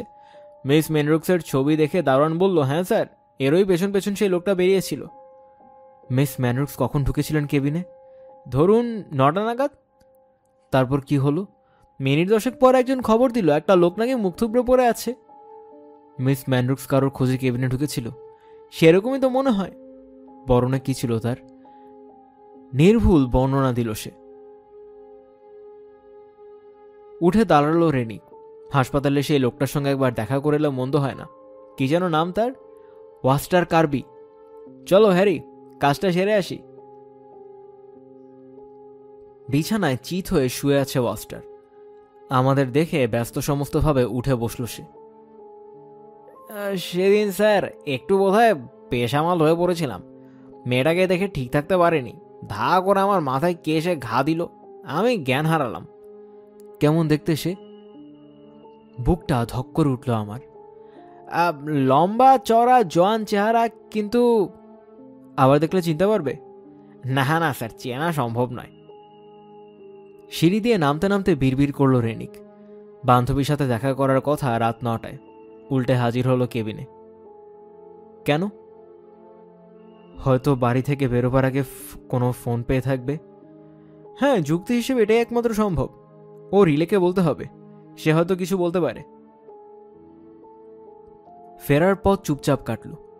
বিকেল 5টা নাগাদ ঘরে ঢুকলো রেনিক। ও রিলেকে ফোন করলাম। বলল মিস ম্যানরুক্স বেরোবার মিনিট 5 আগে একটা ফোন আসে, রাত 9:15টায়। জেরি উইলিয়ামসের ফোন। জেরি মিস ওদেতের বন্ধু। ওকে ভাবলাম জিজ্ঞাসাবাদ করব, কিন্তু মিতোজ নিষেধ করল। কেশে গলা পরিষ্কার করে বললাম, তা আমার কি এখন আর থাকার দরকার আছে থানায়? কাছাকাছি থাকলে কাজের সুবিধে, এই আর কি। আসলে একটা পার্টিতে যাবার কথা। আরে এই কথা আগে বলবে তো। কোথায় পার্টিটা? ক্যাসিনো রেস্তোরাঁয়, রাতভর পার্টি। রেনিক চলে যেতে ফোন তুলে বাড়ির নম্বর ঘোরালাম। নীনা, আজ আমার ফিরতে একটু রাত হবে, এক্ষুনি বেরোতে হবে। রাত 2টোর পর আমি বাড়ি ফিরব, ছাড়ছি। অফিস থেকে বেরিয়ে সোজা গেলাম কেবিনে। 1টা বাজতে মাত্র 10 মিনিট বাকি। রাতের শহর ঘুমাচ্ছে। বিমানবন্দর থেকে যাত্রী বাস আসতে এখনও মিনিট 15 দেরি। অফিসের সার্জেন্ট হারল্ড জানালেন একটু আগে রেনিক বাড়ি চলে গেছে। নিশ্চিন্ত মনে ওদের বাড়িতে ফোন করলাম। টাকা জোগাড় হয়েছে? হ্যাঁ। বেশ, ঠিক 2টোর সময় আপনি বাড়ি থেকে বেরোবেন। নিজের রোলস নিয়েই চালাবেন। রাস্তার কোনো এক জায়গায় 3বার টর্চের আলোর সংকেত দেখতে পাবেন। দেখা মাত্র টাকার ব্যাগ জানালা গলিয়ে রাস্তায় ছুড়ে দেবেন। আপনার মেয়ে 8 ঘন্টার মধ্যে লোন বেঁধে পৌঁছে যাবেন। 3টা নাগাদ তাকে দেখতে পাবেন। যদি সেখানে না পান, মেয়ে বাড়িতেই যাবে। তারপর আর কি, মেয়ে ভালো আছে। স্ত্রী হিসেবে যেমনই হোক ক্রিয়া, স্বামীর উপর তার যে আধিপত্য আছে তা বোঝাই গেল। নিজের দিক থেকেও নিশ্চিন্ত হলাম। ব্যাংকের লকারে রাখা সেই দুখানি টেপ মামেকে ফাঁসাবার পক্ষে যথেষ্ট। অবশ্য কাজ যেভাবে এগোচ্ছে তাতে টেপের দরকার হবে না। টেপ যেখানে আছে থাকবে। 1টা বেজে 5:25 বাস ক্রমে গেল। একে একে সকলে নামল। দূর থেকে এক চমক দেখেই চিনলাম ওদেরকে। পরনে সেই নীলের ওপর সাদা স্কার্ট। আমাকেই খুঁজছে। হাত নেড়ে ইশারা করলাম, চলো। গাড়ির দিকে পা বাড়ালাম আমি। পেছন থেকে একটা ভারী হাত এসে পড়ল আমার কাঁধে। নিমেষে যেন এই বিরাট পৃথিবী দুলে উঠল। শক্ত বলিষ্ঠ চেহারা। হ্যারি, তুমি না সেদিন জেলে গেলি? ঘাম দিয়ে জ্বর ছাড়ল আমার। টিম কাইলি, হেরাল্ডের একজন জাদেরেল সাংবাদিক। একে চেনে না সংবাদপত্র জগতে এমন কোনো লোক নেই। বাপরে বাপ, এমন ঘাবড়ে দিয়েছিল।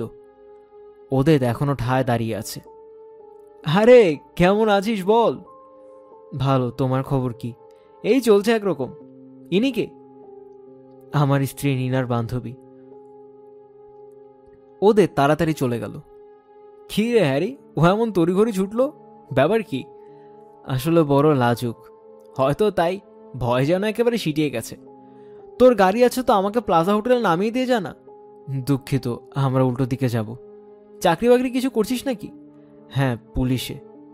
সময় সুযোগ পেলে একদিন বউকে নিয়ে লস অ্যাঞ্জেলেসে যাস। যাব। Good night.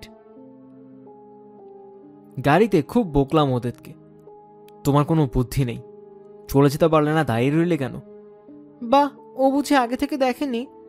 যাকগে, যা হবার হবে।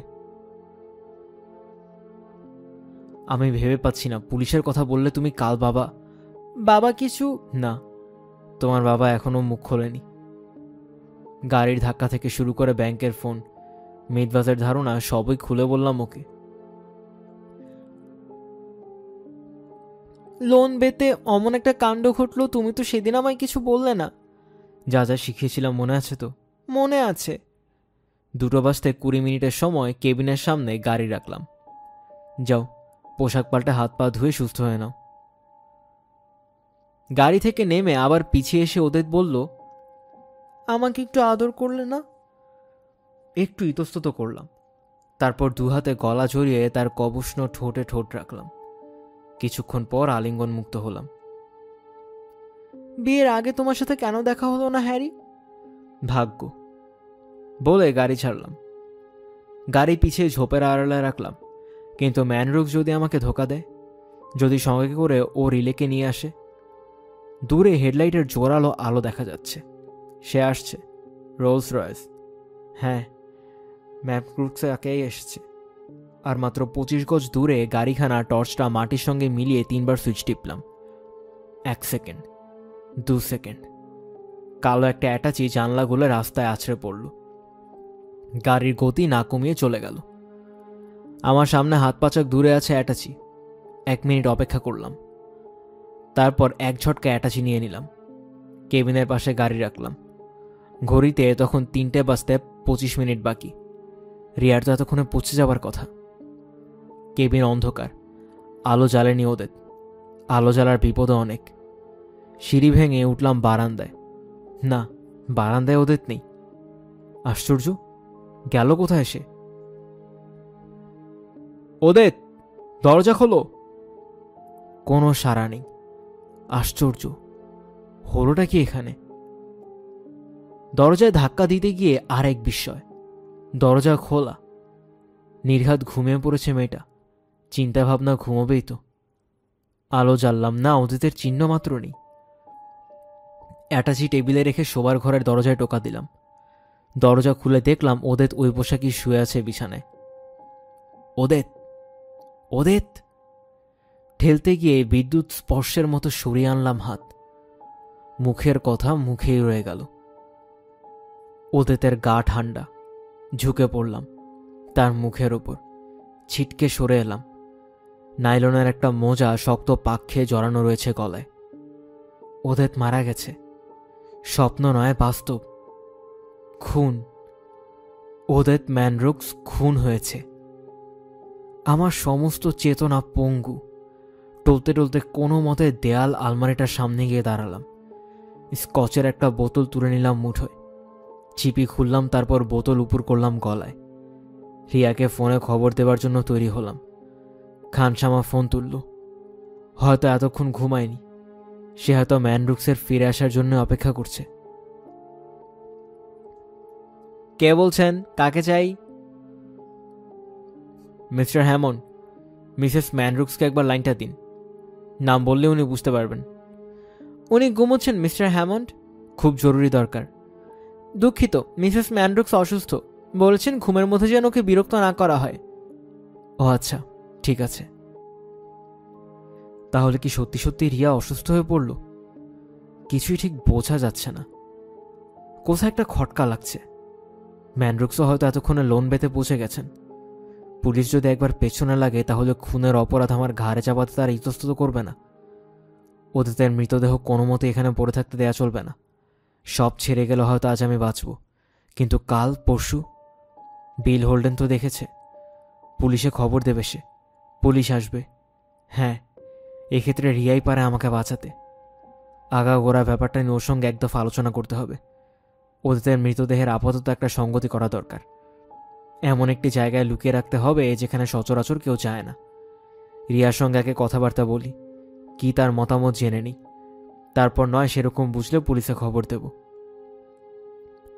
বিছানার চাদর মুড়ে মৃতদেহ নিয়ে এলাম বাইরে। ডালা খুঁড়ে গাড়ির ট্রাঙ্কে শুয়ে দিলাম। ডালা নামিয়ে চাবি বন্ধ করে ফিরে এলাম শোবার ঘরে। বোতলের বাকি পানীয়টুকু গলায় ঢেলে মন আর অনেকটাই চাঙ্গা হলো। আলো নিভিয়ে বেরোতে যাব, চোখ পড়ল অ্যাটাচিটার ওপর।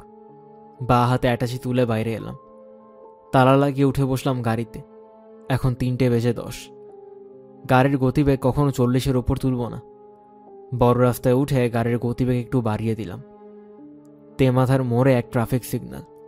গিয়ার বদলে ডাইনে মোড় নেব। সবুজ আলোর সংকেতটা মুহূর্তে রক্তচক্ষু মেলে আমার দিকে কটমট করে তাকালো। ব্রেক কষলাম। সবুজ। প্রাণপণ চেষ্টায় নিজেকে স্বাভাবিক রেখে গিয়ার বদলে অ্যাক্সিলেটারে চাপ দিলাম।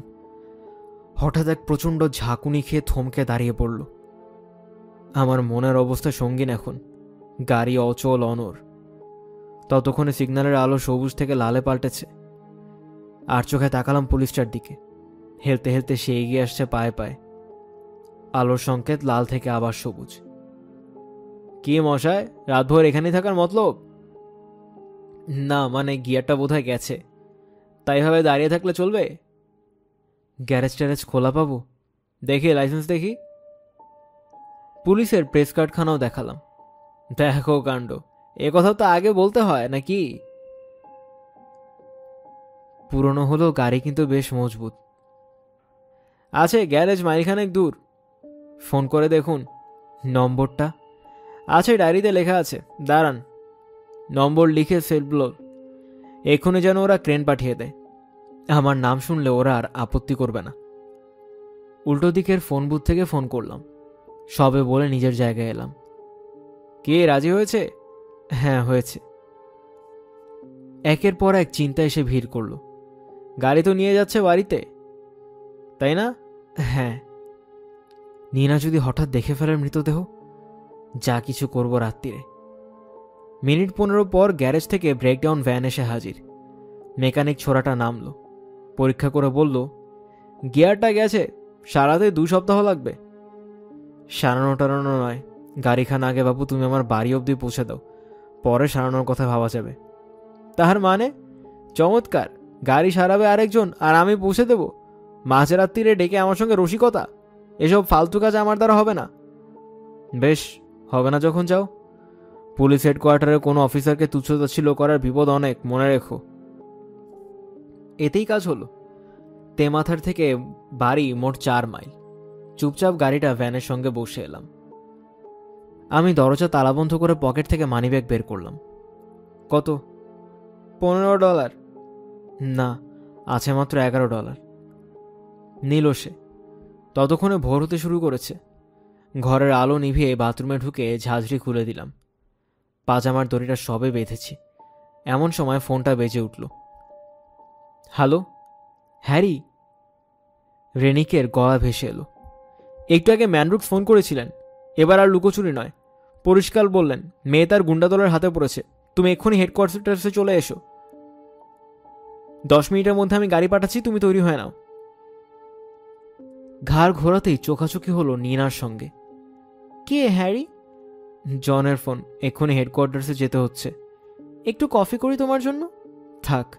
কেন থাকবে কেন? পোশাক পাল্টে টাইয়ের নট বাঁধছি। বাইরে জিপ এসে থামল। নিনাকে ছোট্ট করে চুমু খেয়ে উঠে বসলাম গাড়িতে। অফিসে অপারেশন রুমের টেবিলে একখানি ম্যাপের ওপর হুমড়ি খেয়ে রয়েছে তারা 3 জন। রেনিক একগাল হেসে বলল, ম্যানরুক্স যেহেতু মেয়েকে পাননি তাই আমাদের শরণাপন্ন হয়েছে। ম্যানরুক্স সবই বলেছেন, কোথাও মেয়েটি নেই। আমি যাচ্ছি, আর হ্যারিকে নিয়ে ম্যানরুক্সের সাথে একবার দেখা করে আসি। হ্যাঁ, বান্টি বলল, কেন জানি না মনে হচ্ছে মেয়েটিকে জীবিত পাবো না। এর জন্য দায়ী তার বাবা। তিনি প্রথম থেকে আমাদের বললে এত দূর গড়াতো না। না, বাবা ভুল করেননি। এই কুকীর্তির নায়কে শহরেরই লোক। আমিও তাই মনে করি, কিন্তু এরকম ধারণার কারণ একটাও নয়, অজস্র।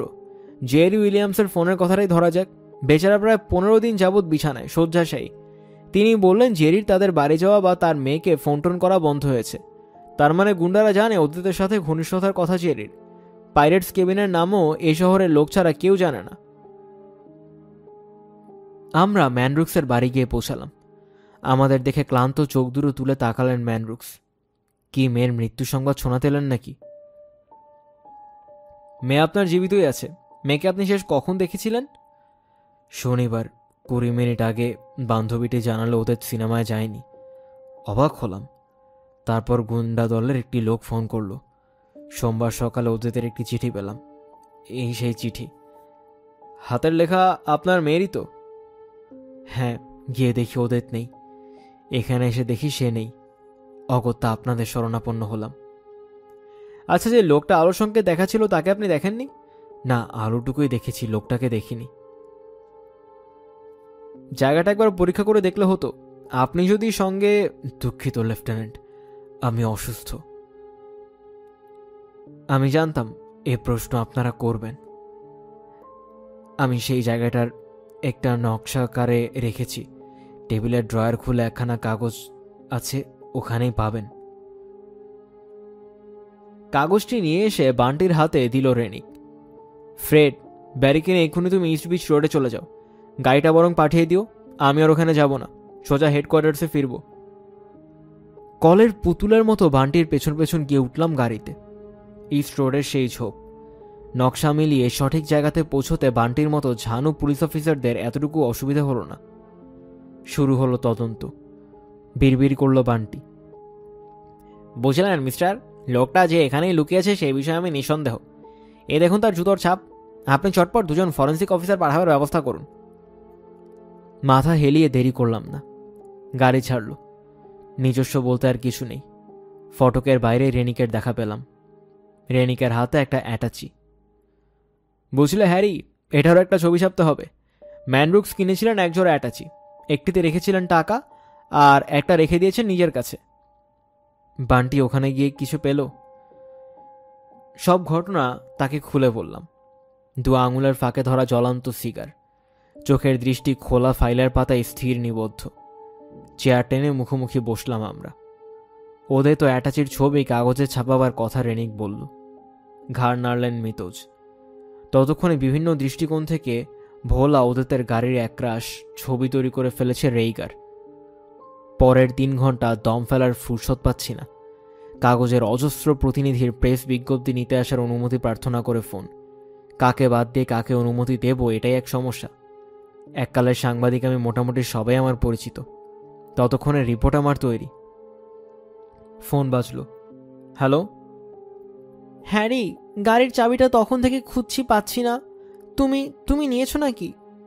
আর বলো কেন, তাড়াহুড়োর মধ্যে গাড়ির কথা তোমাকে বলা হয়নি। কাল রাতের দুরবস্থার কথা সবটাই বললাম। ইস, আমি তাহলে কি করি? এক গাদা পুতুল ফুলদানি জমেছে, দোকানে আজই পৌঁছে দেবার কথা। গ্যারেজে একটা খবর। না, তুমি বুঝতে পারছো না নিনা, গিয়ারের গোলমাল সারাতে গেলে এখন একরাশ টাকার দরকার। তুমি বরং একটা ট্যাক্সি দেখে নাও, বাড়ি ফিরে যা করার করবো, ছাড়ছি। দরজায় টোকা পড়ল। কে? হাসতে পারি হুজুর? দরজা ঠেলে টিম কাইলি ঢুকলো। ঢোক গিলাম আমি। এসে কোনো লাভ নেই টিম, আমার কাছে কোনো খবর নেই। সত্যি করে বলো, মেয়েটা মারা গেছে তাই না? আমাদের অনুমান সে আর বেঁচে নেই, বুঝলে? তা তোদের ম্যানরুক্স কি বলেন? কি আর বলবেন, সহজভাবেই পুরো ব্যাপারটা মেনে নিয়েছেন। আর তার যুবতী স্ত্রী, তার খবর কি? তিনি শয্যা নিয়েছেন। বলিস কি, সত্যি? বাহ, মিথ্যা বলে আমার লাভ। ও কত বরং যে জানে। কেন? ম্যানরুক্সও ফরাসি। আইনটা তুই পড়িসনি? না মানে, কোটি কোটি টাকার সম্পত্তি হিসাব মতো বউ মেয়ের আধাতি পাওয়ার কথা। তো মেয়ে যদি সত্যি মরে গিয়ে থাকে তাহলে ভাগিদার বলতে রইল এই হারামজাদি, দু হাতে সব টাকা ভোগ করবে। এবার আগাগোড়া ব্যাপারটা আমার চোখের সামনে স্পষ্ট হয়ে উঠল। ওদেত মারা গেছে রিয়ার চক্রান্তে। কিরে, ঘুম মেরে গেলি নাকি?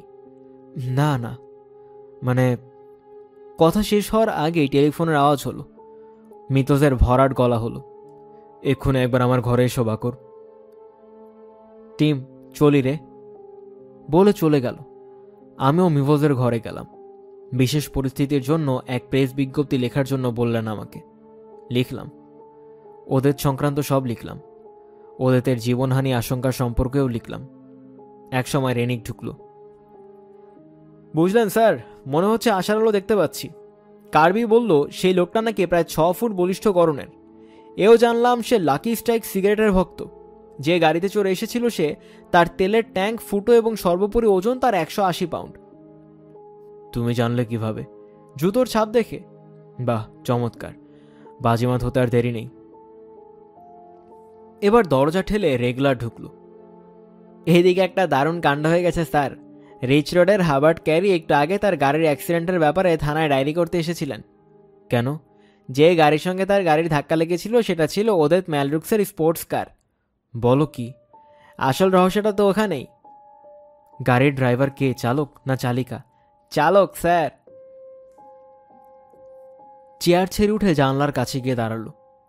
তুমি তাকে এক্ষুনি এখানে নিয়ে আসো। সে ব্যবস্থাও করে এসেছি, যেমনটা এক্ষুনি এসে পড়বে। এখন আর আমার থাকা সমীচীন নয়। ফিরলাম।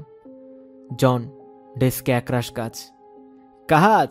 বসো বসো, কাজ টাজ নিয়ে পরে যা হোক ভাবা যাবে। অগত্যা বসতেই হলো। সামরিক বাহিনীর লোকেরা ইতিমধ্যে বাড়ি বাড়ি তল্লাশি শুরু করে দিয়েছে। দরজায় টোকা পড়ল। সস্ত্রীক হাবার্ট ক্যারিকে নিয়ে ঢুকলো এক পুলিশ অফিসার। ঘরে পা দিয়েই শুরু হলো মিসেস ক্যারি গজগজানি। হ্যাঁ, যে কথা বলছিলাম, শুরু করলেন ভদ্রমহিলা।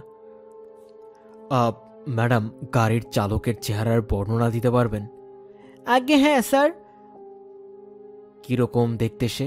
মানে একে অন্ধকারে, তবে লম্বা বেশ, চেহারাও মজবুত। মিসেস ক্যারি, না না, এই যে বড়জন না, এনার মতো। বলে হাত তুলে মিভোজকে দেখালেন। মিভোজ বললেন, মিসেস ক্যারির কথা আমরা আপনার স্বামীর সঙ্গেই বলছি।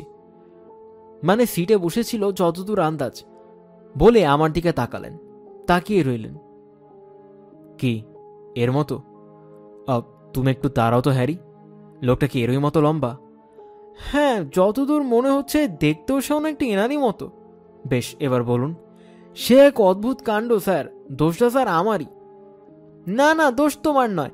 আকস্মিক একটা ধাক্কা মেরে লম্বা নেব, তারপরে পগার পার। মিসেস ক্যারি, দয়া করে এবার একটু চুপ করুন। আপনি গলার স্বর বা বয়স আন্দাজ করতে পারেন? বয়স কমপক্ষে 30। পোশাকটা? অন্ধকারে যতটুকু মনে পড়ছে তার পরনে ছিল বাদামি রঙের ব্লেজার। তার মাথায় টুপি ছিল। না, ফর্সা না কালো ঠিক বলতে পারবো না। তার গলার স্বর শুনলে তাকে চিনতে পারবেন? না, চেনা সম্ভব নয়। কটা নাগাদ হয়েছিল অ্যাক্সিডেন্ট? এই 10টা 10। গাড়িটা কোন দিকে এগুলো? এয়ারপোর্টের দিকে। আচ্ছা রেনিক, এয়ারপোর্টে খোঁজখবর নেবার ব্যবস্থা হয়েছে? না, আপনি যদি বলেন। তদন্তের জন্য কোনো জায়গায় বাদ দিলে চলবে না। ধন্যবাদ মিস্টার ক্যারি, দরকার হলে ভবিষ্যৎ এরকম সাহায্যের জন্য আসতে হতে পারে। হ্যাঁ হ্যাঁ হ্যাঁ, এবার চলো, আদিক্ষেতা দেখাতে হবে না। বলে গজগজ করতে করতে স্ত্রীর দরজার দিকে এগোলেন। যেতে গিয়ে ক্যারি আর চোখে আমার দিকে তাকালেন। যদি কিছু মনে না করেন মিস্টার মিভেজ, উনি কে? Harry, Harry Baker. Press officer. কিন্তু কেন? এমনি বলে বড় বড় পা ফেলে দরজার দিকে এগোলেন। তাহলে লোকটা লম্বায় 6 ফুট, ওজন 180 পাউন্ড। আচ্ছা হ্যারি, তোমার দিকে তাকালো সে, তোমার ওজন কত? আমার 190। কিন্তু আমার ওজন জেনে তোমার লাভ কিসের? লাভ লাভ ভাবছি তোমার মুখের অংশটুকু ঢেকে তোমার ওই একখানা ছবি কাগজে ছেপে দিই। এরকম চেহারার কোনো লোককে যদি শনিবার রাত 9টার পর লোন বে অথবা পাইরেটস কেবিনের আশেপাশে দেখে থাকেন, তিনি আমাদের দপ্তরে এসে যোগাযোগ করুন। খুব ভালো আইডিয়া। তাহলে শুধু বাকি রইল এখন এয়ারপোর্ট।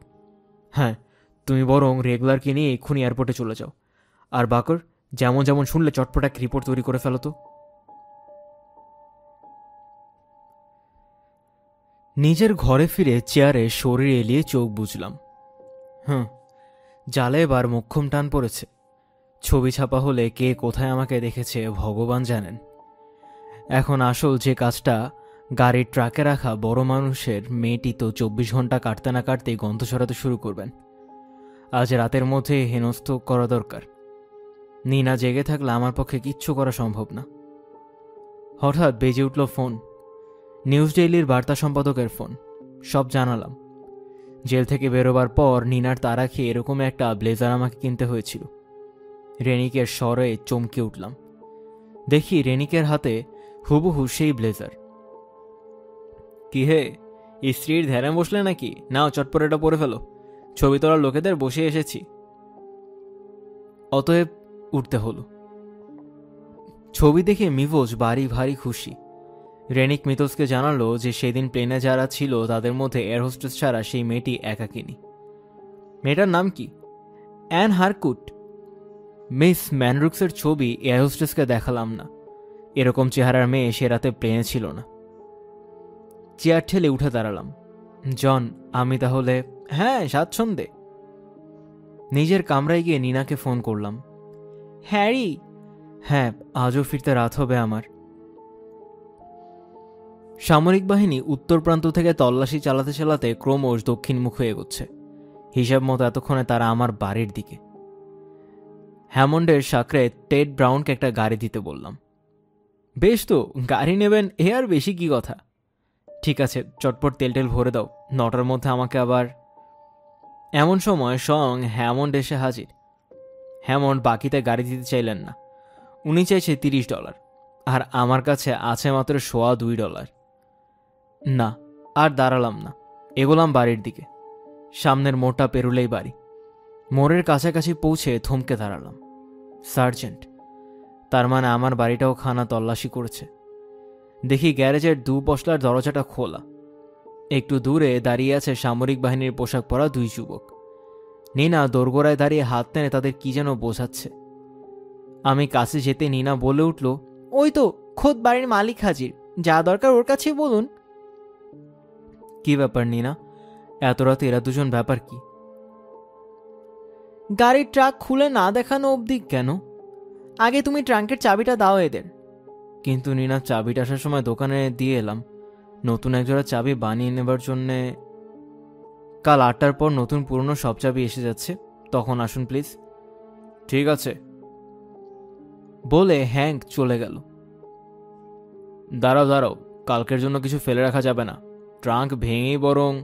তার মানে ট্রাঙ্ক ভাঙতে চাইলে আমি যে ট্রাঙ্ক ভাঙতে দেবো এ কথাটা আপনার মাথায় ঢোকালো কে? সঙ্গে আমার ওয়ারেন্ট আছে। আমি পুলিশ হেডকোয়ার্টার্সে চাকরি করি। ট্রাক আমাকে ভাঙতেই হবে, খবরদার। নিনা সামনের মোড় একজন সার্জেন্টকে দেখে এলাম। তাকে একবার, তোমাকে আমি ফাঁসি কাঠে ঝোলাবো। মিনিট 2 কাটতে না কাটতে ফিরে এলো নিনার সঙ্গে আগের দেখা সেই সার্জেন্ট। কি ব্যাপার, এত গোলমাল কিসের? ট্রাঙ্কটা আমি খুলতে চাই, ইনি বলছেন চাবি এর কাছে নেই। তালা ভেঙে দেবার কথা বলছি, তাতে উনি রাজি নন। চাবি আপনার কাছে নেই কেন? নতুন এক প্রস্থ চাবি বানাতে আমার সব চাবি আজ দিয়ে আসতে হলো দোকানে। কোন দোকান? সেক্রেটারিকে দিয়েছিলাম, তিনি কোথায় দিয়েছেন জানি না। হেডকোয়ার্টার্সে চাকরি করি, সারা দিন যা ঝামেলা। বারবার বলছি এরা যেন কাল সকালে এসে যখন হোক যা দেখার দেখে যায়। ওই এক গো তালা ভেঙে এখনই এই মুহূর্তে ট্রাঙ্ক দেখবেই। এটা আপনাদের বাড়াবাড়ি হচ্ছে। হেডকোয়ার্টার্সের লোক, কথাও তো একটা দাম দিতে হয়। না না, ট্রাঙ্ক আমি ভাঙবই। ভাঙার আগে ক্ষতিপূরণের কথাবার্তা যে মনে রাখতে হবে। অত তর্ক বিতর্কে লাভ নেই, বরং এক কাজ করা যাক, রেনিককে একবার ফোন করি, সে যদি মত দেয় তবেই তালা ভাঙবেন। ঠিক, আপনি তাই করুন। ধ্যাত, পুলিশের কাজ কারবারই এমন। এখানে আর না, রিপোর্ট দেবার সময় চিফ অফিসারকে আমি সব ব্যাপারটা বলবো। চলে আসো তুমি এখান থেকে। ধন্যবাদ সার্জেন্ট, অসংখ্য ধন্যবাদ। ও কি কাণ্ড! সামান্য একটা চাবির জন্য 2 দিন সবুর করলেও তো। বাদ দাও, আর ভালো লাগছে না। দাও চাবিটা দাও, গ্যারেজের তালা বন্ধ করে রাখি। চাবি দিল নিনা। দাও এবার একটু হুইস্কি দাও। ধরো সিগারেট।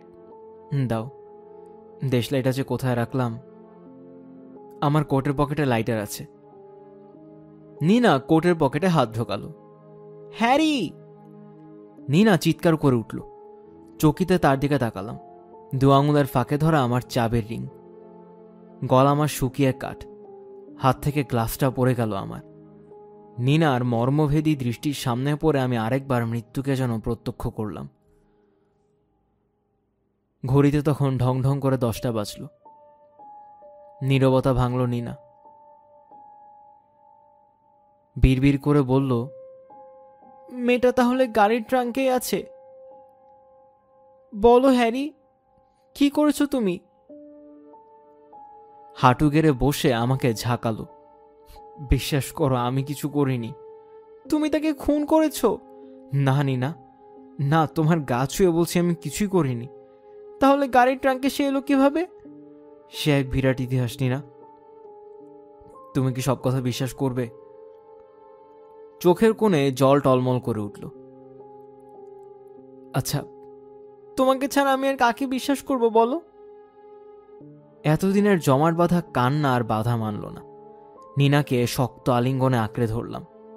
বললাম রিয়ার সাথে প্রথম পরিচয়ের বিবরণ থেকে সব, এমনকি অতীতের সাথে 2 রাত কাটানো। এত কাণ্ড আমায় আগে বলোনি কেন? বলিনি আমার এই অভিশাপের কথা তোমাকে বলতে গিয়েও পারিনি। তোমার সব কিছুর অংশীদার হতে চাই আমি। পরম নির্ভয়ে তাকে বুকে টেনে নিলাম। অনেকদিন পর আবার সহজভাবে শ্বাস নিতে পারলাম। দেরি করা ঠিক নয়, চলো। হ্যাঁ, অনেক বিপদ। মৃতদেহ হয়তো পচতে শুরু করেছে। একবার যদি কয়লা খনিতে নিয়ে যেতে পারতাম। হ্যাঁ, একখানা গাড়ি এক্ষুনি দরকার, কিন্তু ভাড়ার টাকা তো ট্রাঙ্কেই আছে। ম্যানরুক্সের টাকার বাক্স অতীতের মৃতদেহের সঙ্গেই আছে। বেশ, তাহলে তুমি এক কাজ করো, গাড়ি নিয়ে এসো। উঠলাম। নীনাকে বললাম, তুমি চারদিকে নজর রাখো, আমি অ্যাটাচি নিয়ে আসছি। গ্যারেজের দরজায় তালা খুলে হাট করে দিলাম। পচা গন্ধ বেরিয়েছে, লাশ পচতে শুরু করেছে। তালাটা খুলে অ্যাটাচিটা বার করলাম। শরীর অসার। বৈঠকখানার সোফার শরীরে এলিয়ে চোখ বুঝলাম। হুইস্কির গ্লাস এগিয়ে ধরল নিনা। দুপ্রান্তে 2টি ট্রি তালা। চাপ পড়তেই তালাটা ফাঁক হলো। কিন্তু না, টাকা নেই। টাকার বদলে একরাশ ভাঁজ করা খবরের কাগজ। 2 হাতে মুখ ঢেকে আমি চোখ বুঝলাম। গাড়ি ভাড়া করার মতো $30ও আমার নেই। টাকা কোথায়? নেই। তাহলে এসব ম্যানরুক্সেরই কারসাজি? না, কারসাজি করার লোক তিনি নন। ম্যানরুক্স আসলে একজোড়া হুবহু অ্যাটাচি কিনেছিলেন। চালাকি করে কেউ হয়তো বদল করেছে। চালাকিটা করবে কে? কেন? রিয়া, কুমতলবের শিরোমণি। বিশ্বাসের নামে সে আমাকে ঠকিয়েছে। থাক ওসব কথা, আগে একটা গাড়ি জোগাড় করতে হবে। বাদিকে রাস্তায় অজস্র গাড়ি দাঁড়িয়ে থাকে, ওর একখানা যদি নেই। আমরা গাড়ি চুরি করব? না, চুরি নয়, ধার, কিছুক্ষণের জন্য। রাস্তায় বেরিয়ে এলাম। অসংখ্য গাড়ি, পুরনো মডেলের বড়সড় গাড়ি। দরজার হাতলে চাপ দিল নিনা। খট করে একটা শব্দ। দরজা খুলল। যাক, বাঁচা গেল। চাবিটা ড্যাশবোর্ডেই আছে। তবে কি এখনই?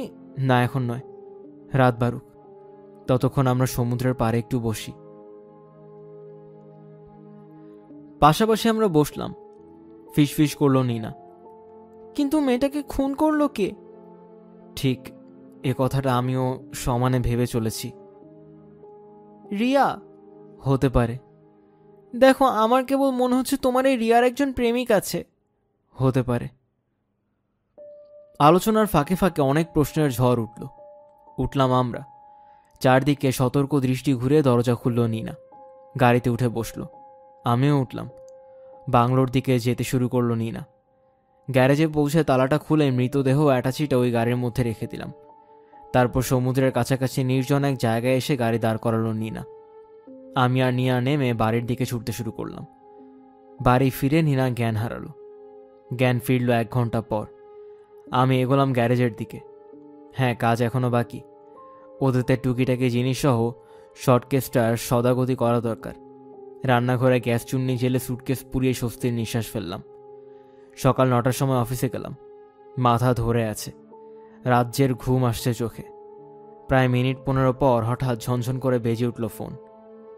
হ্যালো, হ্যারি বলছি। হ্যাঁ, ম্যানব্রুক্সের মেয়ের সন্ধান পাওয়া গেছে। বলো কি? গুন্ডারা তার মৃতদেহ একখানা চুরি করা গাড়ির ট্রাঙ্কে পুরে সমুদ্রের ধারে ফেলে রেখে গেছে। তার মানে খুন? তুমি এক্ষুনি থানায় চলে এসো।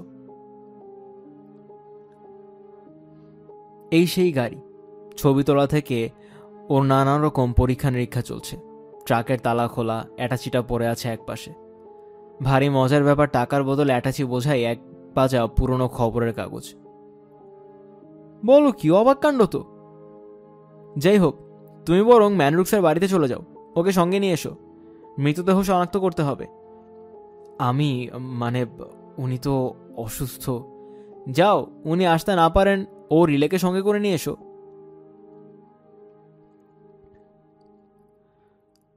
পুলিশ হেডকোয়ার্টার্স থেকে আসছি, মিস্টার ম্যানব্রুক্স।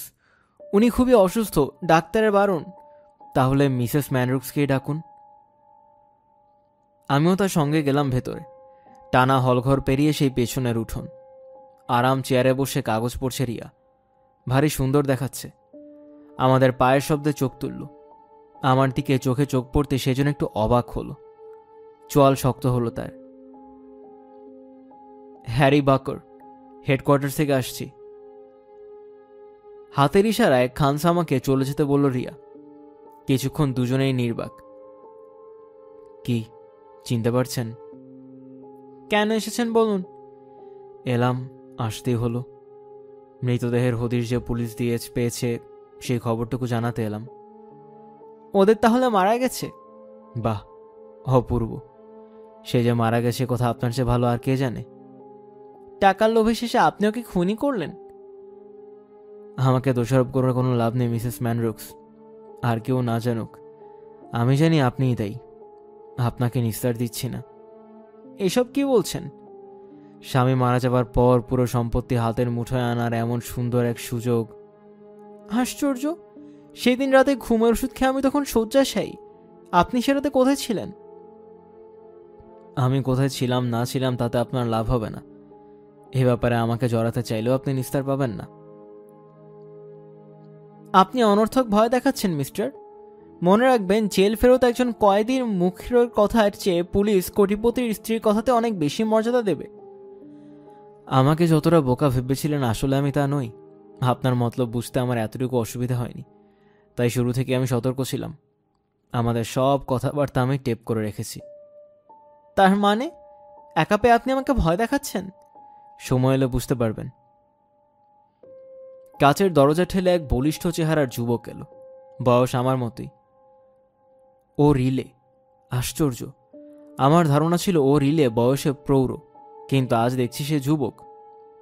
গাড়ি তৈরি ম্যাডাম। থাক, আজ শরীরটা ভালো নয়, যাব না। আমি উঠে দাঁড়ালাম। বলছিলাম, ওদেরকে যে অবস্থায় পেয়েছি তার পরনে ছিল নীলের ওপর সাদা ডোরাকাটের স্কার্ট। এই পোশাকটা এলো কোত্থেকে? স্কার্টটা আমি কিনে দিয়েছিলাম, সস্তা দামের জামা। মানটান করতে লাগলো, গাড়িতে রেখে দিতেও ওদের। আপনি নিশ্চয়ই মিস্টার বার্কার? হ্যাঁ আমি। তুমি রিলে নিশ্চয়ই? রেনিক বলছিল মৃতদেহ শনাক্ত করতে আমি যেন আপনাকে সঙ্গে নিয়ে যাই। মৃতদেহ? তার মানে মিস ম্যানব্রুক্স তাহলে খুনি হলো? হ্যাঁ। সে 1 বাক্স টাকা, তার কোনো হদিশ পাননি বুঝি? না। টাকার হদিশ বের করুন। এই ষড়যন্ত্রের নায়ককে তারও হদিশ পাবেন। হাতে হাত ঘষল সে। ইস, অমন ফুলের মতো মেয়েটা, কোন শয়তান যে তাকে গলা টিপে মারল। দাঁড়ান, মিস্টার ম্যানরুফকে খবরটা দিয়ে আসি। আশ্চর্য, আমি তো কাউকেই বলিনি ওদের কিভাবে মারা গেছে, কোনো কাগজেও ছাপা হয়নি। তাহলে ওরিলে কিভাবে জানতে পারলো যে তাকে গলা টিপে মারা হয়েছে? হ্যাঁ, ঠিক ভেবেছি, ওই ষড়যন্ত্রে রিয়ার দোসর ওই রিলে। 5 মিনিট পর ও রিলে এলো। চলুন যাওয়া যাক। ম্যানরুফসকে বললেন। বলেছি। শুনে খুব ভেঙে পড়েছেন না? স্বাভাবিক। অথচ দেখুন, মিসেস ম্যানরুফস কিন্তু সহজভাবেই নিলেন। হয়তো সৎমেয় বলে পছন্দ টছন্দ তেমন একটা। রেনিক বলছিল ওদের মারা যাওয়ার লাভটা একদিক থেকে মিসেস ম্যানরুফসের। অ্যাটাচির হদিশ পাওয়া গেছে। কোন অ্যাটাচি? ম্যানরুফসের লুটের টাকার। কোথায় পেলেন? গাড়ির ট্রাঙ্কে। পুরো টাকাটাই ছিল নাকি? না, একরাশ পুরনো খবরের কাগজ। সে কি? অত টাকা কি হলো? কে জানি। মৃতদেহ শনাক্ত করে চলে গেল ওরিলে। আমি, রেনিক আর বান্টি আমরা 3 জনই জিপে করে হেডকোয়ার্টার্সের দিকে গেলাম। রেনিক বলল, পোশাক পাল্টালো কেন সে? আর ওই খবরের কাগজ ঠাসা অ্যাটাচি? আগামীকাল দুপুরের আগে আমার রিপোর্ট চাই। দরজা খুলে উকি দিল এক সার্জেন্ট। স্যার, এক ভদ্রলোক আপনার সঙ্গে দেখা করার জন্য অনেকক্ষণ থেকে বসে আছেন। নাম ক্রাইস কেলার। পাঠিয়ে দাও। কিছুক্ষণ পর লম্বা চেহারার এক যুবক ঘরে ঢুকল। পকেট থেকে ভাঁজ করা একখানা খবরের কাগজ বের করে টেবিল মেলে বলল, ছবির এই লোকটিকে আমি দেখেছি লেফটেন্যান্ট। কোথায়? এয়ারপোর্টে। কবে? শনিবার রাত 11টায়। হঠাৎ দেখি এই লোকটা ব্লেজার পরে আসছিল। তার মানে? আসলে ব্লেজারের শখ আমার বহুদিনের, কিনবো করে আর কেনা হয়ে ওঠেনি, সেই জন্য কারোর গায়ে দেখলেই চোখ যায়। স্বাভাবিক। তা তাকে দেখলে আপনি চিনবেন? না।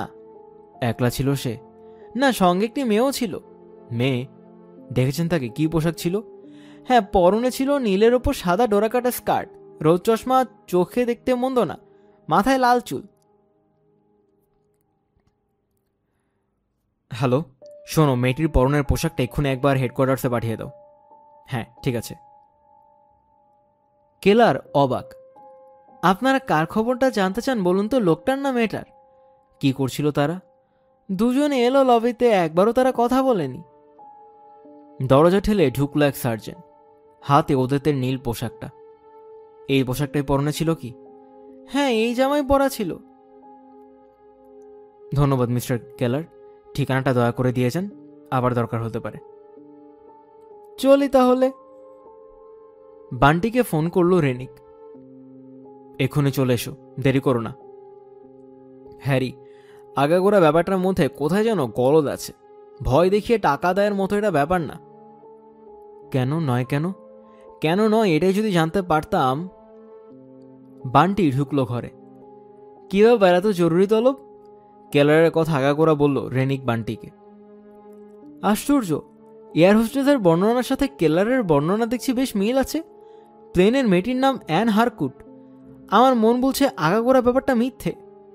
আশ্চর্য ব্যাপার, ওদের সাথে উইলিয়ামের দেখা মাস 2 হলো বন্ধ, আর তার ফোন পেয়েই সে পাইরেসি কেবিনে ছুটল। সেই যে গেল, সেই যাওয়াই শেষ যাওয়া।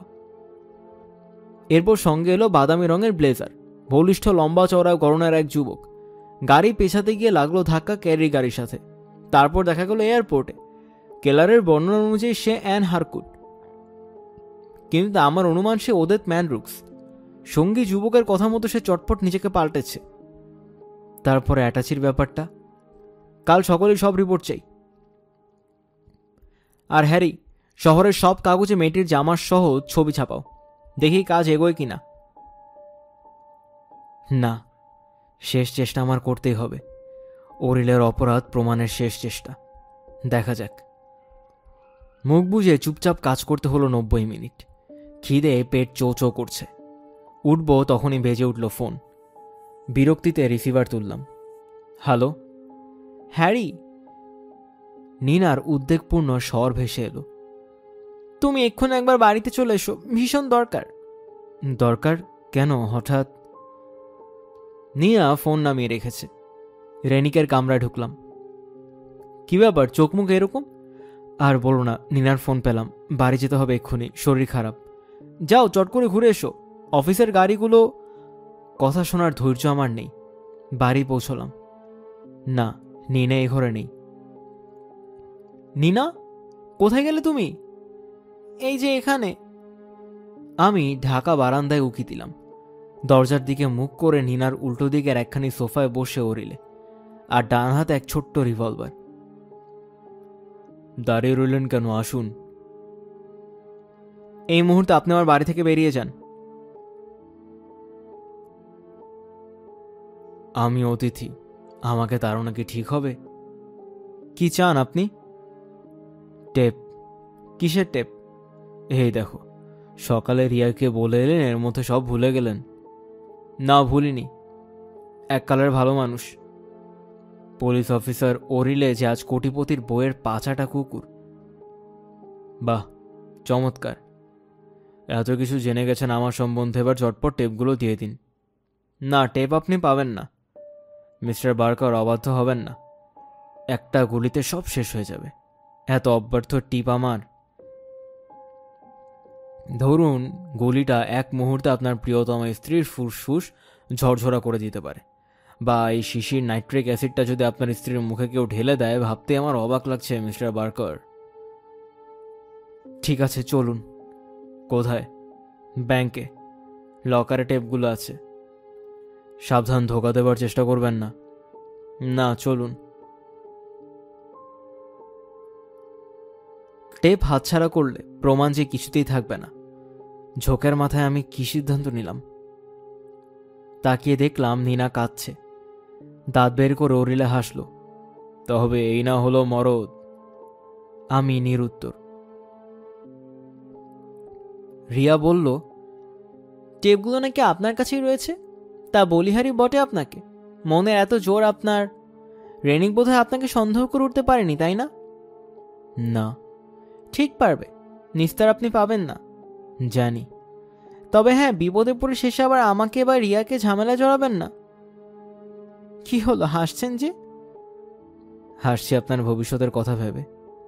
অর্থাৎ? অর্থাৎ যা চিরকালের নিয়ম। সে কিরকম মশাই? সাদামাটা হিসেব। রিয়া ম্যানরুফকে বাঁচাবার জন্য আপনি আজ উঠে পড়ে লেগেছে। অনেক আশা আপনার। এই রিয়াই আপনাকে কুকুরের মতো লাথি মেরে তাড়িয়ে দিতে কসুর করবে না। দুর্ভাগ্য আপনাকেও ভুগতে হবে। সহসা অট্টহাসিতে ওরিলে ফেটে পড়ল। বাহ মিস্টার বার্কার, কায়দারা দেখছি বেশ ভালোই করেছেন। কথার বলচালে রিয়া আমার মধ্যে একটা গোলমাল বাঁধাবার চেষ্টা করে লাভ নেই। ওরিলে কত কাঁচা ছেলে ভাববেন না। রিয়ার কাছ থেকে কথা আদায় না করে কি কথা আদায় করবেন? ভবিষ্যতের কথা। বুড়োটা মরে যাওয়ার 1 মাস পর সে আমাকে বিয়ে করবে, এমনকি পুরো সম্পত্তির হিসেবটা। এ ভুল আপনার ওখানেই মিস্টার ওরিলে। সাংবাদিক জীবন এমন ঘটনা আমি আকসার ঘটতে দেখেছি।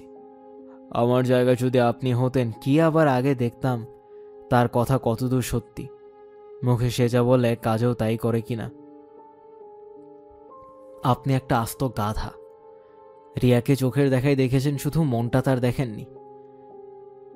এক কথার মেশে মুখে যা বলে কাজেও তাই। পরবর্তী কাজ আমার সংক্ষিপ্ত। ব্যাংকে ঢুকলাম। লকার থেকে টেপের বান্ডিল বের করে তুলে দিলাম ওরিলের হাতে। চলি। আসুন, আমার উপদেশটা খেয়াল করবেন। থাক। অফিসে ফিরতে ফিরতে 3:15।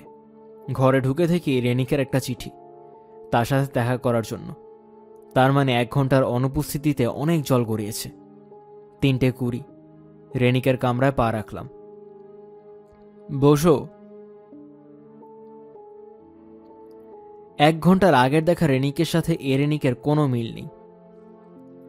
হ্যারি, ওদেত ম্যালরুক্সের সাথে তোমার কি কোনোরকম জানাশোনা ছিল? এসব তুমি কি বলছো? আমার সে সুযোগ কোথায়?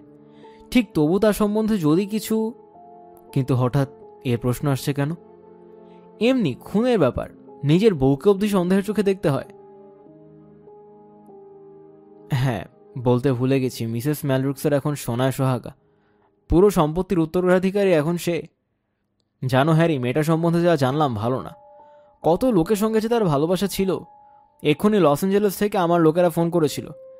অ্যান হ্যারকুট সন্ধান তারা পেয়েছে। ময়নাতদন্তের রিপোর্ট একটু আগে পেলাম। আচমকা পেছন থেকে মাথায় আঘাত, তারপর গলা টিপে খুন।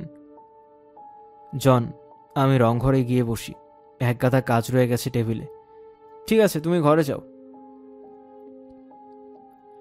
সামনের ঝুল বারান্দায় হেলান দিয়ে দাঁড়িয়ে আছে দুজন গোয়েন্দা অফিসার। চাপা গলায় কি যেন তারা ফিসফিস করছে। আমাকে দেখেই তারা মুখ ঘুরিয়ে নিল। দরজা ঠেলে ঘরে ঢুকলাম আমি। হ্যাঁ, পাহারার ব্যবস্থাও দেখছি। সিগারেটের পর সিগারেট পোড়ালাম। 4:10 পর্দা সরিয়ে উকি দিল রেনিক। চলো হে, বড় সাহেব ডাকছেন।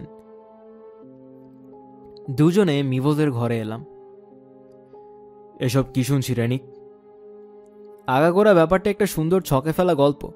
মেয়েটি এবং ব্লেজার পরার সঙ্গেই দুজনে মিলে গল্পটা সাজিয়েছে। অ্যান হারকুটের হাতের ছাপের সঙ্গে মিস ম্যানরুক্সের হাতের ছাপ হুবহু মিলে গেছে। কিন্তু মেয়েটি খুন হলো কেন? কারণ একটা নয়, অজস্র। কিন্তু কে সেই দোষী? তার পরিচয় পেয়েছি। যেটুকু পেয়েছি তাকে গ্রেপ্তার করার পক্ষে যথেষ্ট নয়। বালির ব্যাপারে ফরেন্সিক রিপোর্টটা পেলে। ঝনঝন করে বেজে উঠল ফোন। রেনিক রিসিভার তুলল। হ্যালো। হ্যাঁ হ্যাঁ, পেয়েছো, বলো কি? আমরা এক্ষুনি যাচ্ছি। ঠিক আছে। ইস্ট বিচে এক্ষুনি আমাকে যেতে হচ্ছে। চলো হ্যারি, যাওয়া যাক। বিল হোসপেনের মুখখানা মুহূর্তে ভেসে উঠল। আমাকে দেখে যদি সে সবার সামনে শুরু করে দেয় টাকার তাগাদা, আমার তো দফা রফা। আমাকে নিয়ে কোনেও টানা হেঁচড়া করছো ভাই, টেবিলে কাজ প্রচুর। আরে থাক, চলো। সিঁড়ি দিয়ে নামতে গিয়ে দেখি সেই গোয়েন্দা অফিসার দুজন চলেছে। গাড়ির পেছনে উঠে বসলাম আমরা। তারা দুজন বসলো চালকের পাশে। ইস্ট বিচে পৌঁছতে পৌঁছতে সন্ধ্যা 6টা। গাড়ি থামলো বিল হোন্ডেনের অফিসের সামনে। আমরা নামলাম। আসুন মিস্টার বার্কার, আসুন। খবর টবর কি বলুন? পরিচয় করিয়ে দিই, ইনি লেফটেন্যান্ট রেনিক, হেডকোয়ার্টার্স থেকে আসছেন একটা জরুরি তদন্তের ব্যাপারে। প্রশ্ন? আমাকে? কোনো গোলমাল? না, তেমন কিছু নয়। বছর 20 বয়স, মাথার চুল লালচে, নীলের ওপর সাদা ডোরাকাটা স্কার্ট, চোখে রোদ চশমা, এরকম কোনো মেয়েকে কি আপনি গত কয়েকদিনের মধ্যে এখানে দেখেছেন? দুঃখিত স্যার। কিন্তু শনিবার মাঝরাত নাগাদ এখানে সে এসেছিল মিস্টার হোন্ডেন। আচ্ছা, আপনাকে কত রাত অবধি থাকতে হয় এখানে? 8টা। ভালো কথা, মিস্টার বার্কার গত শনিবার সারা রাত এখানেই ছিলেন। শনিবার রাত্রে এখানে আমি ছিলাম না, ছিলাম শুক্রবার। তোমার হিসেবে বোধহয় ভুল হচ্ছে। ও হতে পারে, সারাটা দিন যা ধকল আমাকে পোহাতে হয়। কিন্তু মিস্টার বার্কার যে শনিবার রাতে এখানে ছিলেন, এ কথাটা হঠাৎ আপনার মাথায় এলো কেন? একটা উপন্যাস লেখার ব্যাপারে একটা কেবিন কদিনের জন্য ভাড়া নিয়েছিলাম জন। সে কি, কেবিন ভাড়া নিয়েছিল? আমাকে তো একবারও বলনি। ভেবেছিলাম বইখানা তোমার নামে উৎসর্গ করব, তাই আগে থেকে কিছু লিখিনি বা বলিও নি। ও, শনিবার রাতে সব কেবিনই তালাবন্ধ ছিল, তাই না মিস্টার হোল্ডেন? হ্যাঁ, তবে মিস্টার বার্কারের কেবিনের চাবিটা ওনার কাছেই রাখতেন। তোমার কেবিনে নিশ্চয়ই তালা লাগানো ছিল হ্যারি? হ্যাঁ, সেরকমই তো মনে হচ্ছে। কোন কেবিনটা ভাড়া নিয়েছিল তুমি? বাদিকে শেষ কেবিন। কেবিনটা কি এখন খালি না লোকজন আছে? না, খালি থাকার কথা। চমৎকার, দিন চাবিটা দিন, কেবিনটাও দেখে যাই। ঘাড় ফিরিয়ে রেনিক জিজ্ঞাসা করল, মিস্টার হোল্ডেন, ওদেত ম্যানরুক্সকে আপনি কি কখনো দেখেছেন?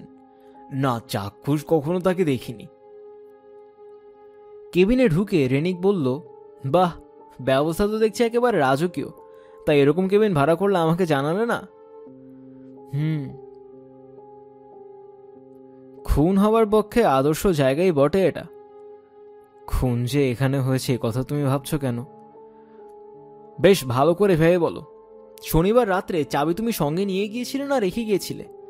আর বলো কেন, তাড়াহুড়োর মধ্যে চাবিটা সেদিন নিতে ভুল হয়ে গেছে। আরে ব্যাস, 6:30। তুমি এখনই বাড়ি যাও, নিনার শরীর খারাপ। আরে ধুর, তুমিও যেমন, শরীর খারাপের ব্যাপারটা আসলে একটা মস্ত ধোকা। আমাকে তখন ওই কথা বলে বাড়ি দৌড় করালো। গিয়ে দেখি পুরনো এক বান্ধবী এসেছে পরিচয় করিয়ে দেবার জন্যে। আসার সময় শুনে এলাম তারা দুজন কোথায় বেরোবে। হয়তো গিয়ে দেখবো নিনা এখনো ফেরেইনি, বরঞ্চ তোমার সাথে থাকি, দরকার যদি হয়। আরে না না, দরকার আবার কিসের, থাক তুমি বাড়ি যাও। আমি জানি আমি চলে যাওয়া মাত্র ফরেন্সিক দপ্তরের তাবৎ লোকজন ঘরে শুরু করে দেবে তাদের পরীক্ষা নিরীক্ষা। ঘরের প্রতিটি ইঞ্চি তারা খুঁটিয়ে খুঁটিয়ে দেখবে। আমার সম্বন্ধে যেটুকু অজানা তাদের সেটুকু আর জানতে বাকি থাকবে না। তাহলে চলি জন, কাল আবার দেখা হবে। বিলের অফিসে গেলাম। তোমার টাকাটা কালকে সকাল 10টার মধ্যে দিয়ে যাব, ঠিক আছে? আজ চলি। বাস স্টপে এসে দাঁড়িয়েছি। একখানা জিপ এসে থামল আমার পাশ ঘেঁষে। সেই গোয়েন্দা দুজন। এ কি, বাসে কেন? আমরা তো ওইদিকে যাচ্ছি। আপনাকে বরং গাড়ির সামনে। থাক, বাসে যাব আমি, বলে আগত বাসে উঠে পড়লাম। মাইলখানেক যাবার পর নিতান্ত কৌতূহলের বশে ঘাড় ঘুরিয়ে পেছনে দেখলাম সেই জিপখানা বাসের পেছন পেছন আসছে। বাড়ি ফিরে দেখি নীনা চেয়ারে বসে আছে। আমাকে দেখে আমার বুকে ঝাঁপিয়ে পড়ল। জানো ওরা আজ এসেছিল? কারা? পুলিশ। দুপুরে আমি বেরিয়েছিলাম বাজারে, সেই ফাঁকে বাড়িতে ঢুকে ওরা কি যেন সব খোঁজ করে গেছে, হয়তো মাইক্রোফোন ফিট করে গেছে। ইশারায় চুপ করতে বললাম। শিকারী বিড়ালের মতো আমি দেখতে লাগলাম। ঘড়ির পেছনে সরু কালো তারটা হঠাৎই নজর পড়ল। সব দিক দিয়েই পাকাপাকি ব্যবস্থা। রেডিওটা চালু করলাম জোরে। রেডিওর সরব আর্তনাদে গম গম করতে লাগলো ঘর। কি দেখে তুমি বুঝলে বাড়িতে কেউ এসেছিল? ওই দেখো, আলমারিটা খোলা, সব অগোছালো। দেরি না করে 3 লাফে গিয়ে পৌঁছালাম আলমারির কাছে। হাতল টেনে পাল্লা খুললাম। জামা, প্যান্ট, কোট, টাই সবই আছে, নেই কেবল ব্লেজারটা। ভয়ের একটা শীতল অনুভূতি শিরা উপশিরা বেয়ে ছড়িয়ে পড়ল সারা দেহে। এগিয়ে এসে নীনা দাঁড়ালো আমার পাশ ঘেঁষে। হ্যারি, কি হলো? আমার ব্লেজার ওরা নিয়ে গেছে। নিয়ে গেছে? হ্যাঁ। নীনাকে বুকে টেনে নিলাম। নির্বাক স্থানুর মতো দাঁড়ানো ছাড়া আমার কিছু করার নেই। তুমি টেপগুলো কেন দিলে? ওরিলে সব পারে, ও একটা খুনে। আচ্ছা, জনকে ডেকে যদি সব বলো? তাতেও লাভ হবে না, অনেক দেরি হয়ে গেছে। তাছাড়া হাতে আমার প্রমাণই বা কোথায়? আচ্ছা, টাকাগুলোই বা গেল কোথায়? হ্যাঁ, টাকা ব্যাংকে। না, ব্যাংকে নয়, বাড়িতেও নয়। তবে? বাইরে কোথায়, যেমন ধরো স্টেশন, এয়ারপোর্টের লেফট লাগেজ। দাঁড়াও, পুরো ব্যাপারটা লিখে সাজিয়ে নিই, বলে একটা রিপোর্ট লিখলাম। নীনা দেখলো কাগজটা। এতে তোমার লাভ? আমার লেখা সব জায়গায় পৌঁছবে। প্রচারের ব্যাপারে বিন্দুমাত্র প্রশ্ন কেউ তুলবে না। তাতে তোমার কি? উরিলের মাথায় ঢুকিয়ে দেওয়া কথাগুলো। আমি দুটো ফোন করে আসি ডাক্তারখানা থেকে। বাড়ি থেকে করা যাবে না বলে বেরিয়ে দেখি পুলিশ দাঁড়িয়ে আছে। হ্যালো, ফ্রেডের পরিচিত স্বর। ফ্রেড, আমি হ্যারি বলছি। একটা জরুরি রিপোর্ট আছে। রাত 11টায় যদি প্রচারের ব্যবস্থা করো। আলবৎ, রিপোর্ট কি বলো, আমি লিখে নিই। কাগজের লেখাটুকু পড়ে শোনালাম তাকে। ঠিক আছে। এবার ম্যালরুক্সের বাড়িতে ফোন করলাম। হ্যালো, খানসামা জিজ্ঞাসা করল। পুলিশ হেডকোয়ার্টার্স থেকে বলছি, মিস্টার ওরেলিয়াকে একবার দিন। ধরুন। হ্যালো, চিনতে পারছেন? বলুন কি দরকার? শেষ রক্ষা বোধহয় আর হলো না। রেনিক একটা শক্ত মতলব এটেছে। কিসের মতলব? কিসের আবার, আপনাদের সবার। রাত 11টার টেলিভিশনের বিশেষ ঘোষণাটি মন দিয়ে শুনবেন, ছাড়ছি। বলে ফোন নামিয়ে রাখলাম। ব্যাস, আমার কাজ শেষ। বাইরে এলাম। মিস্টার বার্কার, আপনাকে এক্ষুনি আমাদের সঙ্গে হেডকোয়ার্টার্সে যেতে হবে। চলুন। অপেক্ষমান জিপের দিকে এগুলাম। 2 আঙুলের ফাঁকে জ্বলন্ত সিগারেট।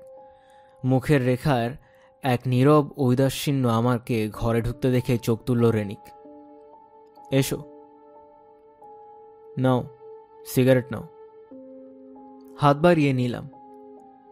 স্থির দৃষ্টিতে আমার ভাবভঙ্গি লক্ষ্য করতে লাগলো রেনিক। তুমি এসব কেন করতে গেলে হ্যারি? বলছি, আগে বলো, আমাকে কি তোমরা গ্রেপ্তার করেছ? না, করিনি। গ্রেপ্তার করার আগে একবার ব্যাপারটা নিয়ে খোলাখুলা আলোচনা করে নিতে চাই। বেশ, কি জানতে চাও বলো। তুমি কি ওদের ম্যানরুক্সকে খুন করেছ? না। সে কথা তুমি কি বিশ্বাস করবে? হ্যারি 20 বছরের পুরনো বন্ধু আমার। যা যা হয়েছে এই ঘটনায় কিভাবে কখন তুমি জড়িয়ে পড়েছ তা বলো। টিম কাইলির সাথে ঘটনার রাতে এয়ারপোর্টে দেখা হওয়া থেকে শুরু করে আগাগোড়া ব্যাপারটা তোমার মুখ থেকেই শোনা যাক। বললাম, রিয়ার সাথে প্রথম দেখা হওয়া থেকে এখন যে দুটো ফোন করলাম সব কথা। রেনিক স্তম্ভিত। বলো কি? ভেতরে ভেতরে এত সব কাণ্ড, কিন্তু ওদের বা রিয়া ম্যালরুক্সের দোষ প্রমাণ করবে কি করে? প্রমাণ সব আছে। টেপের বান্ডিল ওরিলার হাতে তুলে দিয়ে আমি এখন নিঃস্ব। তুমি যদি আমাকে একটু সাহায্য করো। আমার সাহায্য চাইছো তুমি? আমি কতটুকু কি করতে পারি? বিশেষ কিছু না। আমার সঙ্গে একবার যাবে ম্যালরুক্সের বাড়িতে, সঙ্গে দলবলও থাকবে। বাকিটা 11টা বাজলেই জানতে পারবে। বেশ, চলো। জিপে ম্যালরুক্সের বাড়ি 10 মিনিটের পথ। ফটকের পাহারায় একজন অফিসারকে রেখে নিঃশব্দে আমরা 4 জন নুড়ি বিছানো পথে এগোলাম। দেয়ালের পাশ ঘেঁষে অতি সন্তর্পণে আমি জানলার পথে উকি দিলাম। বাঁদিকের সোফায় আতশোয়া ওরিলে, হাতে ধরা হুইস্কির গ্লাস। ডান দিকের ডিভানে চিত হয়ে শুয়ে রিয়া, তার হাতে জ্বলন্ত সিগারেট। 11টা বাজতে ঠিক 5 মিনিট বাকি। টেলিভিশন চালাও, রিয়া বলল। উঠল ওরিলে। পর্দায় ভেসে উঠল ফ্রেড হিকসনের মুখ। আমার লেখা রিপোর্টটা পুরো পড়ে শোনালো। আমি চললাম বলে ওরিলে উঠল। কোথায়? মাল সামলাতে। এয়ারপোর্ট গিয়ে এখন অ্যাটাচি সারিয়ে আনতে হবে। না, ওসব যাওয়াটা বাদ দাও। তার মানে সব তুলে দেবো পুলিশের হাতে? এছাড়া কোনো উপায় নেই। রিয়া, তুমি অ্যাটাচিটা সারিয়ে আনো। না, আমার পক্ষে সম্ভব নয়। ওরিলে, কথার অবাধ্য হও না। পারবো না। গেলে ভালোই করতে। টেপের বান্ডিলটা রয়েছে অ্যাটাচিতে। তার মানে যা তাই। বাকরের দেওয়া টেপের বান্ডিল আমি অ্যাটাচিতে রেখেছি। তুমি যে সেদিন বললে টেপ তুমি পুড়িয়ে ফেলেছ। মিথ্যে কথা বলেছিলাম। কেন? তোমার বিরুদ্ধে সাক্ষ্য প্রমাণ সব নষ্ট করে বসে থাকবো আর টাকা পয়সা হাতিয়ে আমাকে দূর করে তাড়িয়ে দেবে, তা চলবে না। আগে আমাকে বিয়ে করবে, তারপর। তুমি একটা আস্ত নির্বোধ। পুলিশকে ফোন করে সব ঘটনা আমি বলবো বার্কের কোনো দোষ করেনি। ওদিতকে খুন করেছো তুমি। তোমার এই প্ররোচনায় আমি সব করেছি। আমাকে লেখা তোমার গাদা গাদা প্রেমপত্র তাদের নাকের সামনে ছুঁড়ে দিব। আমাকে তুমি ভয় দেখাচ্ছ? তোমার মতো জানোয়ারকে? কথা শেষ হলো না ওর। ওরিলের হাতে কালো একটা ছোট্ট রিভলভার। বরং বলে কি, ভয় দেখানো, পুলিশ ডাকা, এয়ারপোর্টে গিয়ে অ্যাটাচি নিয়ে আসা, এসব থাক। এসবের চেয়ে সহজ যে কাজটা, যেমন ধরো তোমার কপাল তাক করে মাত্র একটিবার ট্রিগার টেপবো, ব্যাস ফুরিয়ে গেল ঝাট। তুমি আমাকে খুন করে নিস্তার পাবে না। বার্কার সব জানে। রাখো তোমার বার্কার। আর দেরি করো না। হাত তুলে দেয়ালের কাছে গিয়ে দাঁড়াও। আমাকে এক ধাক্কায় সরিয়ে জানলা টপকে ঘরে ঢুকলো রেনিক। হাতে তার 38 বোরের পুলিশ স্পেশাল। ওরিলের পিঠে রিভলভার তাক করে সে হুঙ্কার দিল, খবরদার, ওরিলে সাবধান। ক্ষিপ্র হায়নার মতো ঘাড় ফিরিয়ে ট্রিগার টিপল ওরিলে। তার রিভলভারের শব্দকে ছাপিয়ে গর্জে উঠল রেনিকের পুলিশ স্পেশাল। মুঠো আলগা হয়ে রিভলভার গড়িয়ে পড়ল মেঝে। ওরিলের জ্ঞানহীন দেহ লুটিয়ে পড়ল রিয়ার পায়ের কাছে। পুলিশ হাসপাতালে মারা গেল ওরিলে। জবানবন্দি দিয়ে গেল। ওদিতকে খুন করার মতলবটা আসলে রিয়ার। আমাকে দাবার গুটি হিসেবে ব্যবহার করার মূলেও সে। রিয়ার প্রেমে হাবুডুবু খাচ্ছিল ওরিলে। ভালোবাসার প্রতিদান হিসেবে সে এসব করেছে। আবার সেই হাজতবাস। 3 দিনের দিন দেখা করতে এলো রেনিক। একটা সুখবর শোনাতে এলাম। এই মামলায় রাজসাক্ষী হিসেবে তোমার নাম প্রস্তাব করেছেন বড় কর্তা। রাজি? হ্যাঁ, আমি রাজি। যাক, তোমার শাস্তি মকুব করার ব্যবস্থাও বড় কর্তা করেছেন। তবে তোমার এই শহরে বোধহয় আর জায়গা হবে না। ভালো কথা। নিনা কেমন আছে? ভালো। বলল আজ থেকেই বাড়ি বিক্রির চেষ্টা সে উঠে পড়েছে। শহরটার ওপর তার ঘেন্না ধরে গেছে। আজই তোমাকে সাক্ষী দিতে হবে। নিনাও কোর্টে হাজির থাকবে। চলো তাহলে। রিয়ার হয়ে 5 জন দুধে ব্যারিস্টার লড়ল। ধোপে কোনো যুক্তিই টিকল না। টেপ বাজিয়ে শোনানো হলো আদালতে। রায় দিলেন বিচারক।